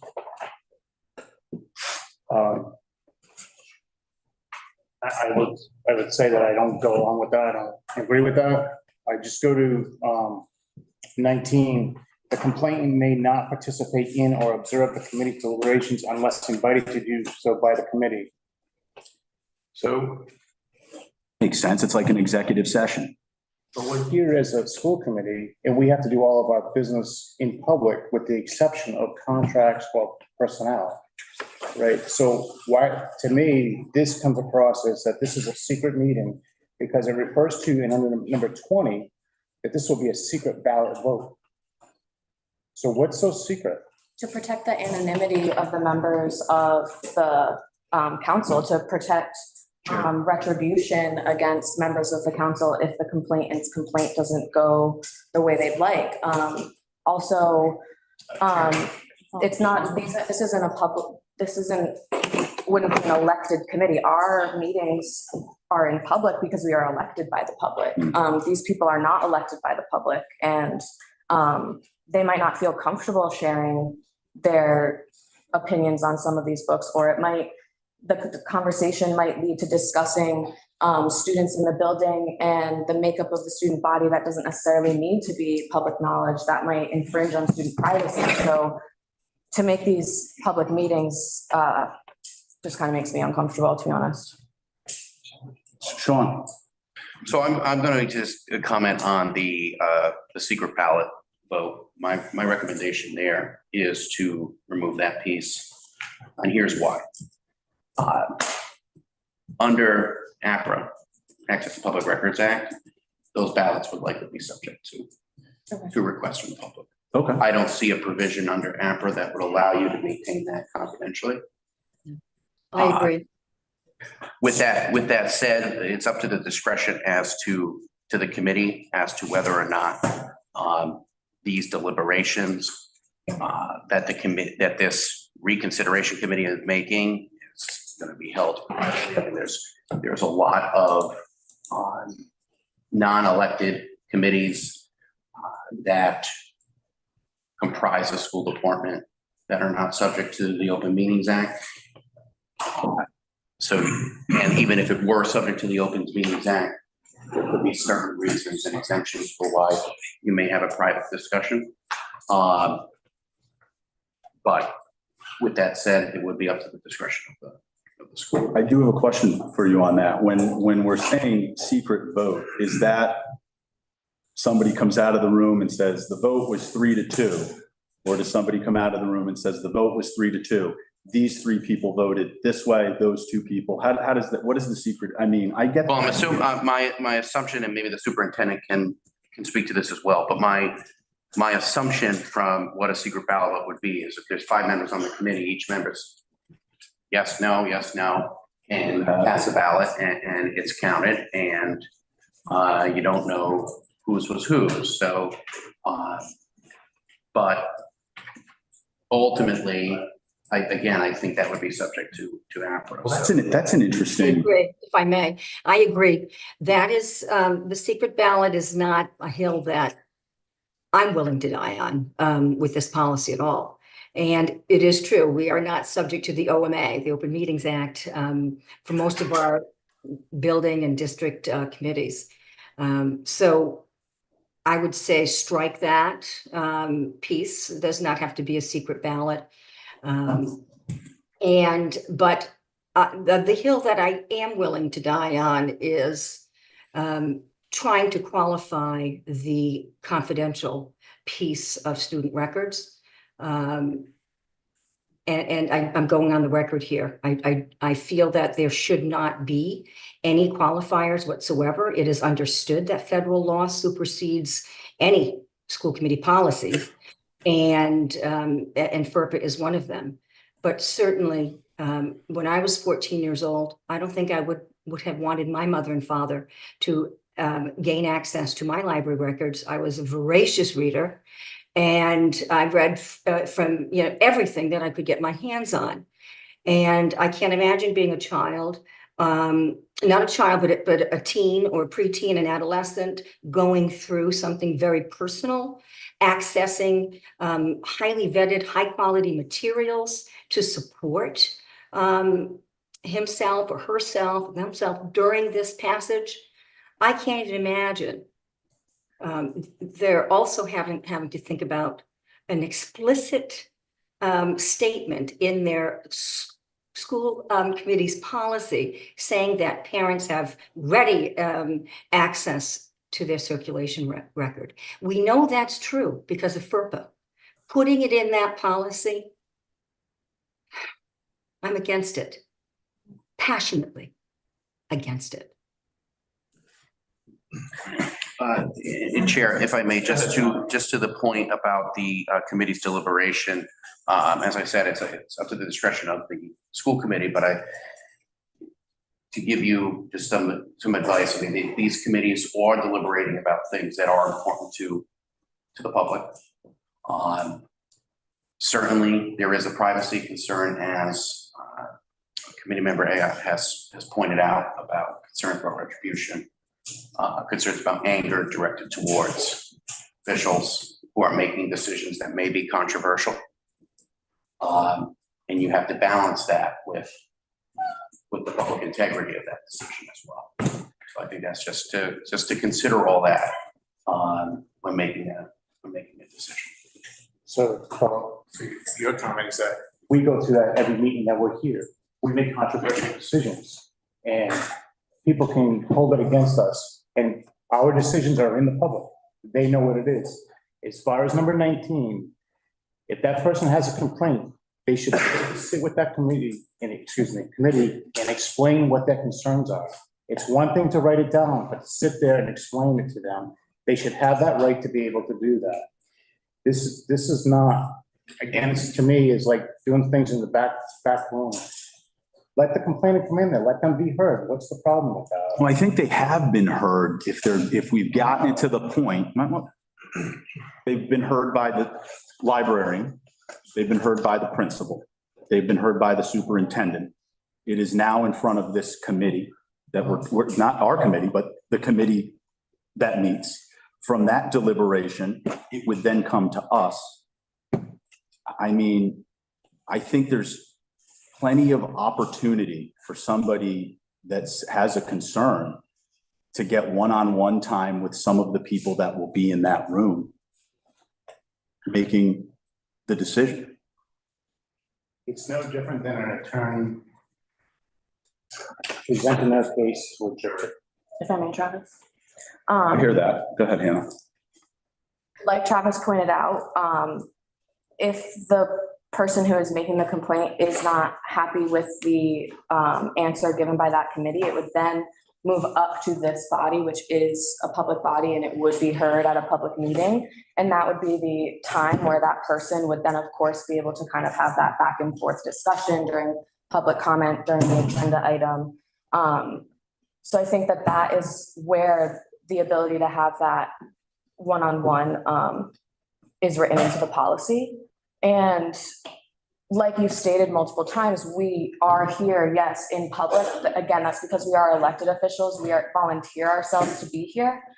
We can't necessarily ask people on our staff to go outside of contract time to do meetings like this or as well. So we have to make sure that these can happen within the school day, and that necessarily doesn't precipitate a public meeting forum either. So I would say to that, if it can't be handled between the principal and the librarian, let's just skip this middle section, go right to the school committee. This way, everything's in public. They get to make their case. It comes in front of us. We get to have external help if we need it, and it's done with. Everything is right there. Let's simplify this. Let's go look at Barrington's. Barrington's is a lot simpler than what this is. The other part is that there's also one from Seekonk where it allows parents to be able to opt out of books. That's not into here. Which we haven't talked about yet. The other thing is that there's an online database of all the books in our library. That should be included in here so parents know that that's available. I mean, I cannot believe that this policy has not been updated since 2014, and it has nothing to do with you guys because we weren't here. Nobody was here. But the thing is, this thing hasn't been touched in 10 years. That's why we're looking at it now. Well, this. Excuse me. Please, Hannah. Go ahead. If you read number 18, the complainant may make an initial verbal presentation about the resource under reconsideration or may choose to share the written form. The complainant is asked to provide sources for quotes used during this presentation. So I believe your concern, Mike, about the complainant being heard by that committee is alleviated right there in the previous bullet point. This is a very detailed. It's too much. I actually think it protects the school in the best way possible. Somebody has a complaint, they go directly to the librarian. The librarian says, this is fine with me. I still have the complaint. I then move to Principal McKinnon. Principal McKinnon says, I'm not seeing anything. I've spoken with Mrs. Corrigan. This is fine with me. Then we go into the superintendent. Then the superintendent decides to make, I mean, it's going to be well documented. The concern, the complaint, and the reason as to why the book should be removed. So I think there's going to be ample time. And this is all before if they all rule saying that book has to go, that's all before it comes before this body in a public forum for not only that person to make their argument, but then that person and their support to come out and make a public comment. So I think that they're well protected. Moreover, Michael, I think that this gives the ability for the complainant to have this process move along in an expedited fashion. Like we talked about, the vagueness, not naming people. If this has to go up the ladder, it should happen pretty quickly. And, you know, I think the verbiage in place allows those that have concerns about the library to pursue those books that they have concerns about and take it to the resources, the librarian, principal, superintendent, to voice those concerns. And if it goes beyond that, they are certainly welcome to come to this committee following their rejection of request. I mean, it doesn't end with Principal McKinnon or Lori saying, no, I agree with you. Ms. Corrigan, the book's not coming out. You can keep pressing on. It goes before that committee. No, we're going to keep the book. Now it's in front of us. Now it's out for the public. And I can tell you, it'll be well documented prior to that meeting in this room. And I mean, are you saying that it won't be? Are you feeling uncomfortable that this person is not out in the minutia, or we're not like closeting them? We're bringing them out to say, hey, you got concerns? We want to hear them. This is the rate at which it goes. These are the people in which you check with, and away we go. So if we look at it, it says procedures for handling formal complaints. There's 26 items, not including the sub-items of each section. I think I would really like to see this go back to the policy subcommittee and include the database into the language, clarification on the circulation. When you say database into the language, as a parent of this school, I think that you should know that there's resources available to you without having to put it into a policy. Are we to also say that this policy is going to highlight the benefits of having the public library and all the resources it No, it's provides? just very simple that any materials are available through whatever the database is that's online. It says that Where does it say that? through it says the individual school library media center may establish their own circulation policies with respect to the size of their individual collections and school needs. And it lists all the different kinds of ways that we can circulate material I'm talking about and have collections. the database that's online, that you can actually go and view the materials online. So if there's any questions from parents, that can actually go on to any library and actually be able to view the materials. Let's spell it out. Let's put in there what that database is. I respect that you want parents to have that information, but I don't believe that this is the appropriate place. This is outlining, like the rules of the library. Then the library can establish their procedure for getting onto the database. We have the Parent Square app that could, I'm sure Ms. Corrigan could disseminate information showing parents how to use and navigate the database. Students as well, I'm sure, get taught how to use the database when they're in the library media center. So while I agree with you that that is an important resource and piece of information for parents and community members to have, I just don't think that this is the appropriate spot. I got to say, I agree with Hannah. I feel like, just like you noted, Michael, that we haven't reviewed this policy since 2014. I'm apprehensive to put information that parents would want in a policy that's going to be, I mean, they're going to have to search this out. We could literally put this on the website tomorrow. What's wrong? That's right. It could go on We could put the data right on, we could put it right on there, just like we put the survey up, or we can share things on our website. But my point being is, what is the problem with actually just telling parents to go to? Because this isn't the venue to do that. Yeah, this is, Superintendent wants to speak. go ahead, Lori. Yeah, thank you. Mike, that's a valid point, but I'm reasonably certain that there is ready access to the library's catalog. I've had many stakeholders tell me that they've looked at books in the library catalog. So that is not information that is withheld. That is public information. I'm sure it's also in many of Ms. Corrigan's Parent Square messaging, weekly messages that she sends out. I'm sure it's navigable through our website as well. Jonathan, I don't know if you could, sort of capture that for me. So yeah, kids access it all the time.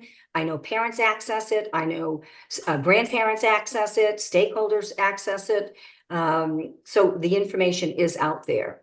And is it out there enough? Maybe not. Maybe that's what Mike is speaking to. And so Jack could certainly talk to his staff tomorrow, or we could put it more prominently displayed on the website, LCSD. That's an easy fix. I guess Hannah, hold on, Hannah had a question. Go ahead, Michael. I just don't understand what the harm is if we put it there and if everybody's. Because it doesn't apply to the policy. And this isn't a regularly accessed document by the parent body.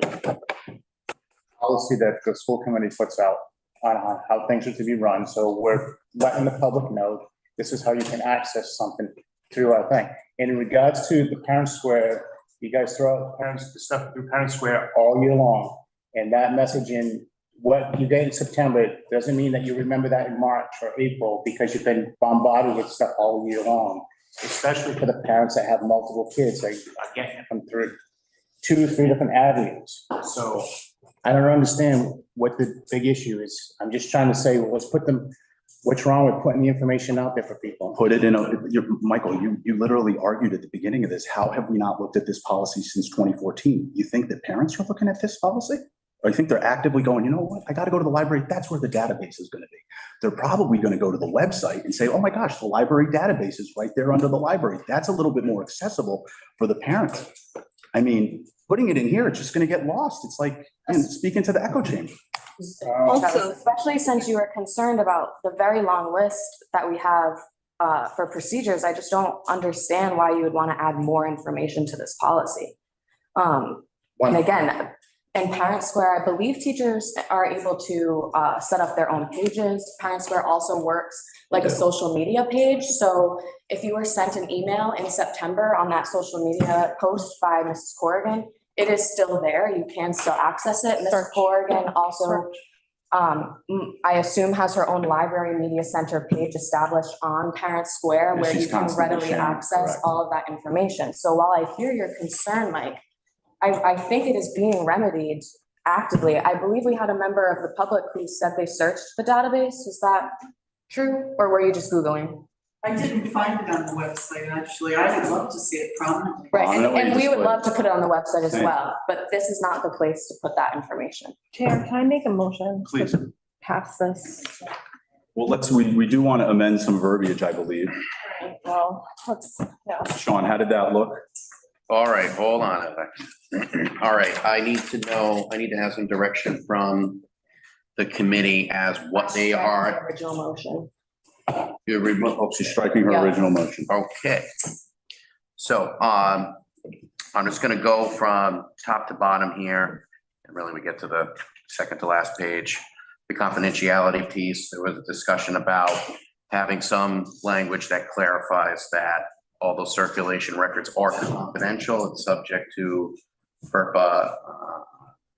So where are we going with that? Would you like to see that included in a motion to approve? Yes, I don't think it hurts for the parents to know that they are protected by the law. I would like the language to say what you said though, Sean, about how parents, that while circulation records are confidential, they are protected under FERPA. I do not want language to say parents have the ready access to circulation. While circulation. Redundant. That would be redundant under federal and state law. We're not hiding anything. It's federal and state law. It's FERPA. People don't know what FERPA is. If you have a student in this school, you should know what FERPA is. You sign a FERPA form every single year. I don't know what it is. Here. So- Yes. Can you Go call ahead, that Sean. order? Public. The order, please. No public comments. Go ahead, Sean.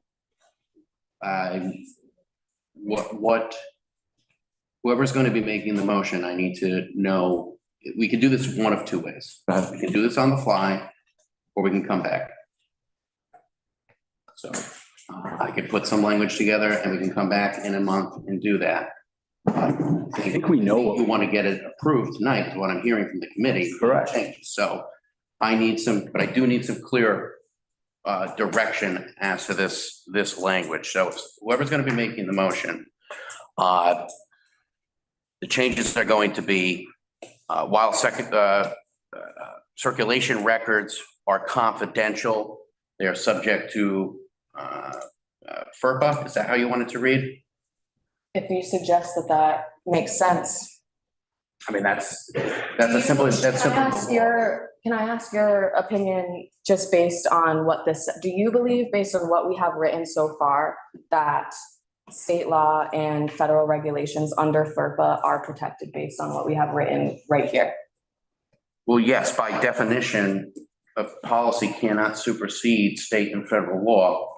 So you can say circulation records are confidential all day long. My thought was that there was a request for some clarity around that, so. Okay, I agree with that statement. So if the member who would like clarity would like to make the motion, then.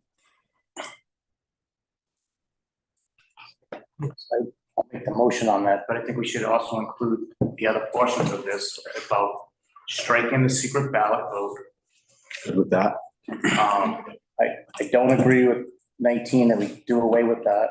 Well, 18 justifies 19.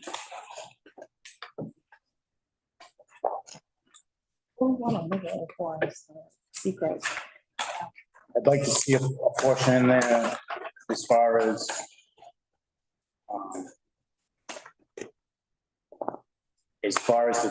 the parents, if the parents don't want children to be viewing certain books, that should be included in the. No, that's a family discussion at home. I don't think we're going to put in an opt-out clause tonight on the library. We can opt out on surveys, right? Sean, do you want to go into why these are two totally different balls of wax? Federal law governs surveys. It does not govern Thank you. discussion. There's not discussion. What's the second part? It does not govern this discussion. Or what was your question? To have an opt-out of the library? No. If a parent wants to have a child opt out of reading certain books by certain authors or whatever it may be, that they have that option. The town of Seekonk has that. I brought that. Okay, so that's certainly a legitimate policy discussion to have. And But I just wanted, there was a distinction here made about surveys, and there's a certain requirements under federal law about opt-out options for surveys. That law does not apply to opting out of particular books. And Mike, to your statement, I think in the best interest of the community and the school, I think we need to come to an agreement and a compromise about how we're gonna pass this version. And then if you would like to email me your suggestions, I would love to bring this back to the subcommittee once this version is approved, because I think it is important that we have a process for handling formal complaints, because before this, we didn't. And we need to have that. Correct. I agree. So if it's I'm willing not to do that perfect too. right now, I think we need to make our little adjustments right now.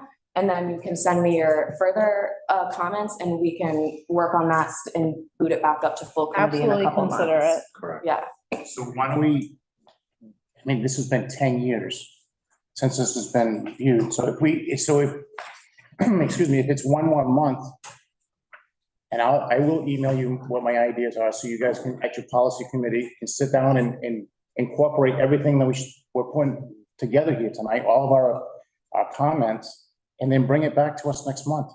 Why can't we do that? Because I think that there may be community members who would like to inquire about changes to Correct. the library.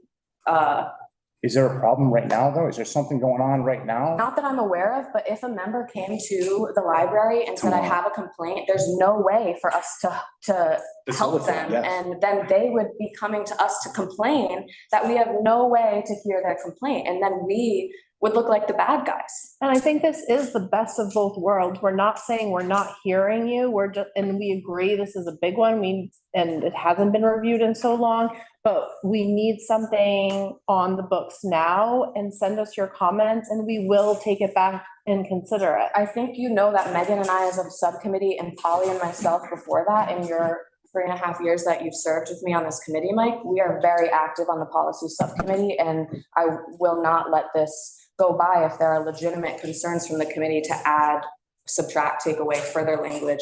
But I do think it's important that after the months of work, we've been working on this since November, that we get something published and passed to the community. So I agree with you. Let's strike the secret ballot. I disagree with you about 19.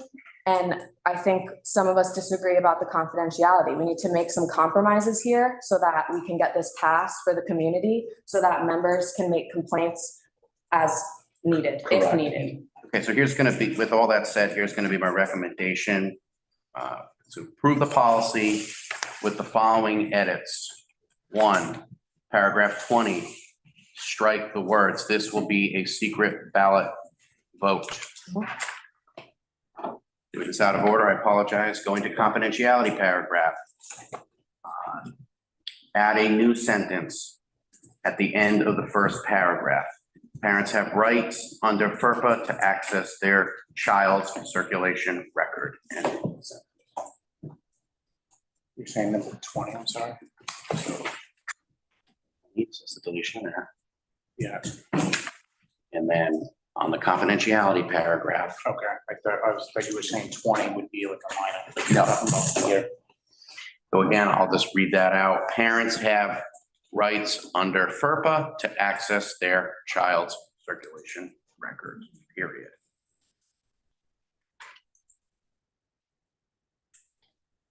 Any other amendments? I'm sorry, those are the only two that I would recommend based on the discussions that the committee's had and what I am gleaning that the direction they want to go in. So one question I would have is that, what is our policy as far as how long are these policies supposed to go before they're reviewed?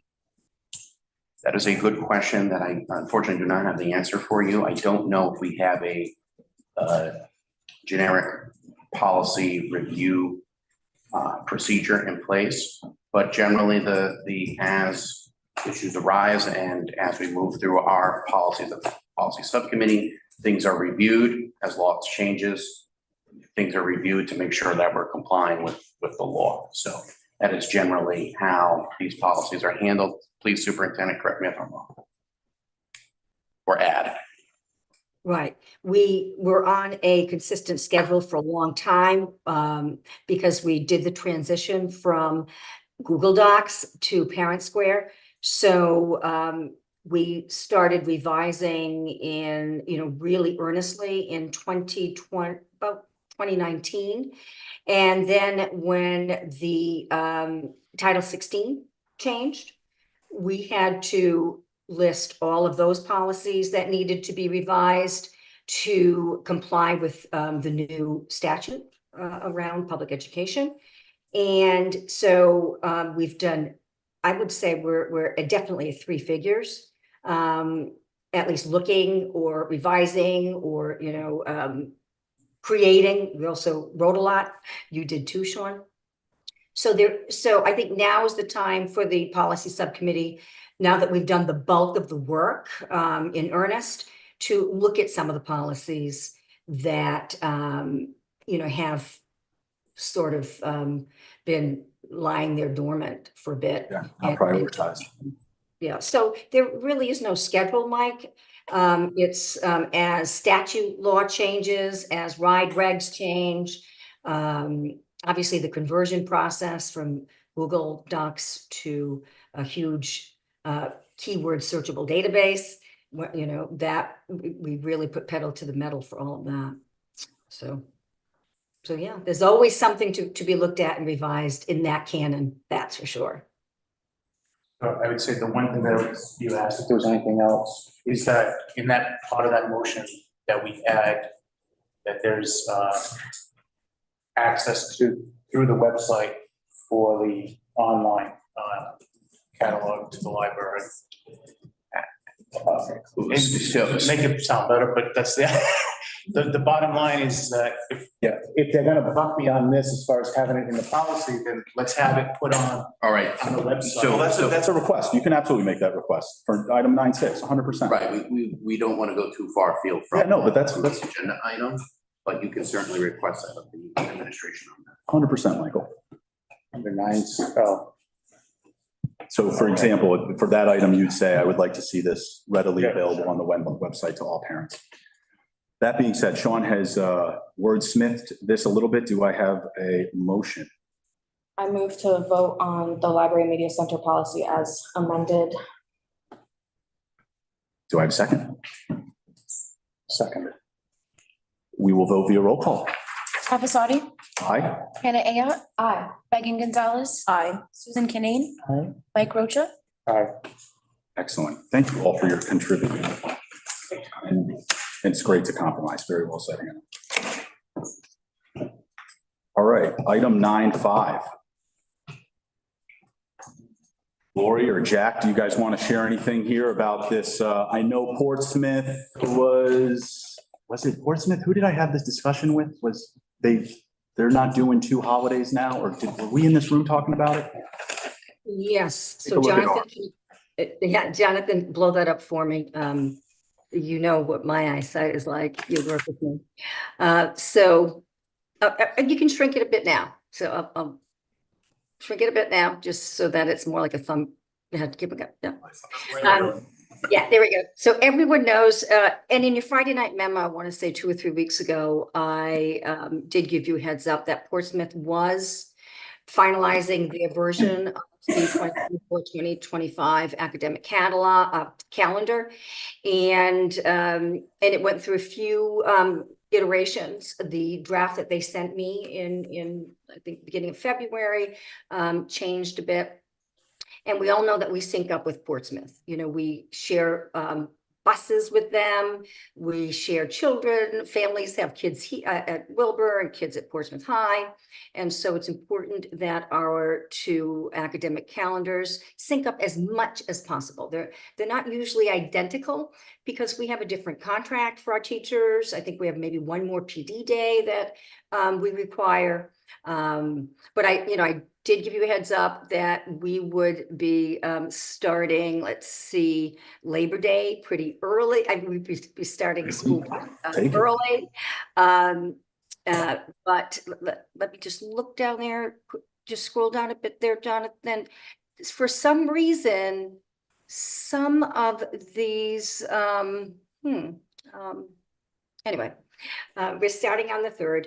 So I thought there would be more color coding on this particular version of it, but so here it is. Everyone's weighed in. It's Portsmouth's basically the broader framework, and Principal McKinnon has weighed in because we have parent-teacher conferences. We have to schedule those. They're pretty particular to our school. The union weighs in. We generally share it with both union presidents, LCTA and LCESP, and it did get a thumbs up from everyone. It changed a bit based on the feedback of the calendar team. And so here it is. We go back up again, Jonathan. Sorry about that. And scroll down. I just want to go over. Let's see. So we start the 3rd, and we started, I think, before Labor Day a few times, and so that's not the case this year. We are front loading our a PD day and our orientation the week before school starts, that Wednesday and Thursday. It's an election year, so obviously we have those days off, and Laurie, we moved the PD day originally from November 5th, which is the national election. Right. The primary election day on September 10th. So Yep. Carolyn did tell me that, and that was a really good move. So here it is. April vacation is the one that, just about every district in the state takes. There are no observances this year. There were in the past. That's what you were alluding to, Travis. And so, Portsmouth had a rationale for that, likely because April also sort of in April vacation, Good Friday is subsumed within. So I think Portsmouth decided just not to throw any other observances in there. So, because I think in the past there was Rosh Hashanah, etc. So I think everyone's pretty happy with it. Portsmouth's happy with it. The district and building-based calendar team is happy. And Jack made the final tweak so that everyone has that day in November off. Our teachers won't have to be on site, and it'll be the 10th instead. So here we go. Awesome. I have a question, Charlie. We got a couple questions. Megan first. Go ahead. I was just wondering, does this align with the Massachusetts public school calendar? It doesn't. No. I can tell you. No, I was going to say. Yeah, I get 2 weeks off at Christmas. Really? Yeah. That's a new wrinkle. Rub it in, Hannah. Yeah, so it doesn't. I believe in what. RIDE sends out those major guidelines, and I've shared some of those with you in Friday night memos. And then the districts have some latitude. Michael, you had a question? Go ahead. Yeah, I mean, I was gonna go into the same thing because all during COVID, I was concerned that the state was basically jamming a schedule down on us. And then you had mentioned at the time that we wanted to align our schedule with Massachusetts because we had educators that were in Massachusetts as well, so that when they had their vacation and they had their kids off, it was also easier to help with them. And then I noticed that in April, that there's a discrepancy on vacation for April vacation. So I'm wondering, why didn't we do that? Why didn't we sync with Mass on that? And on June 10th, it's highlighted, but there's no indication of what that day is. I think that's just the draft. Yeah. Watermark. That's the watermark, yeah. Well, I know, and Portsmouth, I think, was also in the past trying to reconcile more points, point to point with Massachusetts too, because they also have a lot of Massachusetts teachers, but it just wasn't it's just not in the cards. It is what it is, so. I don't feel that way. I mean, this is up to us, this is our calendar, right? So why are we going to what Portsmouth says? Because we got kids that go there. I understand. Oh. Families is split. I school too. I know, but so I'm just thinking of like a family. Would you want a split household where like one vacation is with Portsmouth and then? I guess my point more so is that why are we bowing down to what Portsmouth's schedule is if Because we work directly with. Yeah, with they're our students like- matriculate there.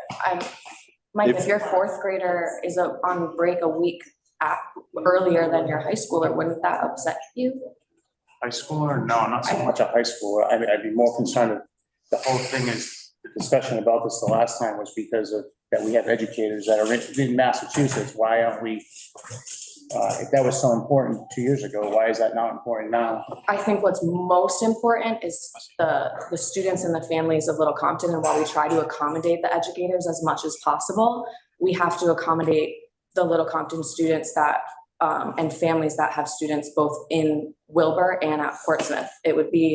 I think we would have a lot more people upset with us if we split from Portsmouth than if we split from Massachusetts. And we also have a lot of teachers who live in Rhode Island and their districts have that vacation. And so, we definitely like to reconcile things as much as we can with all of our stakeholders and staff members, but the majority of our teachers with families do live in Rhode Island. So, maybe we need Westport and Mass to point, look at ours and try to sync up better. I don't know what the answer is. All right, with no more discussion, I'll consider a motion to approve the Little Compton Department School calendar for the 24-25 school year. So moved. Second. And Jennifer will vote via roll call. Avasati, Aye. Hannah Ayotte, Aye. Megan Gonzalez, Aye. Susan Kinane, Mike Rocha. Excellent. And finally, I know Michael would like to make a request. Do any other members have requests for the administration and or legal counsel? I want to Go ahead, take it off, Michael. to place the library catalog onto the website. Access. Online library database. Sure. Yeah. Place online library database on our website to be accessed by the public.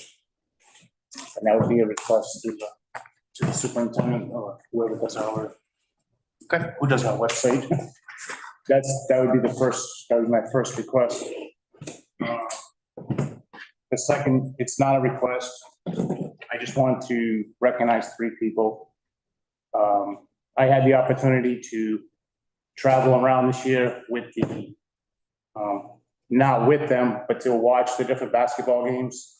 And I just want to recognize the coaches. My daughter was part of that on the girls' basketball team. So we appreciate all the hard work. My wife and I appreciate the hard work of all the coaches did, the traveling, the practices and what have you. So Brendan McKinnon, Amy Lotz, and Megan, just thank you for all your time that you put in with the kids, and it's much appreciated. Thank you. Thank you, Michael. Great. Yeah, they were a great group of girls. We had so much fun. They put a lot of work in this year, so Great to hear. appreciate that, yeah. Are there any more comments and or requests? Go ahead, Hannah. I have a comment. I was happy to attend the Tiverton Lions Club celebration of local educators and safety officials. And I'd just like to recognize grade 4 teacher Stephanie Harlow for being the Little Compton Tiverton Lions Club Teacher of the Year. Awesome. And I believe her 4th grade is #1 in the state for RICAS, a couple years running in math. So hats off to Mrs. Harlow and her students. Teacher, yeah. Thank you so much. Sue, do you have anything?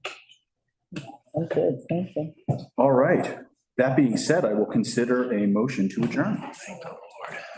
Second. We'll vote via roll call. Travis Audi. Hannah Ayotte. Aye. Megan Gonzalez. Aye. Susan Canane. Aye. Ocha. All right.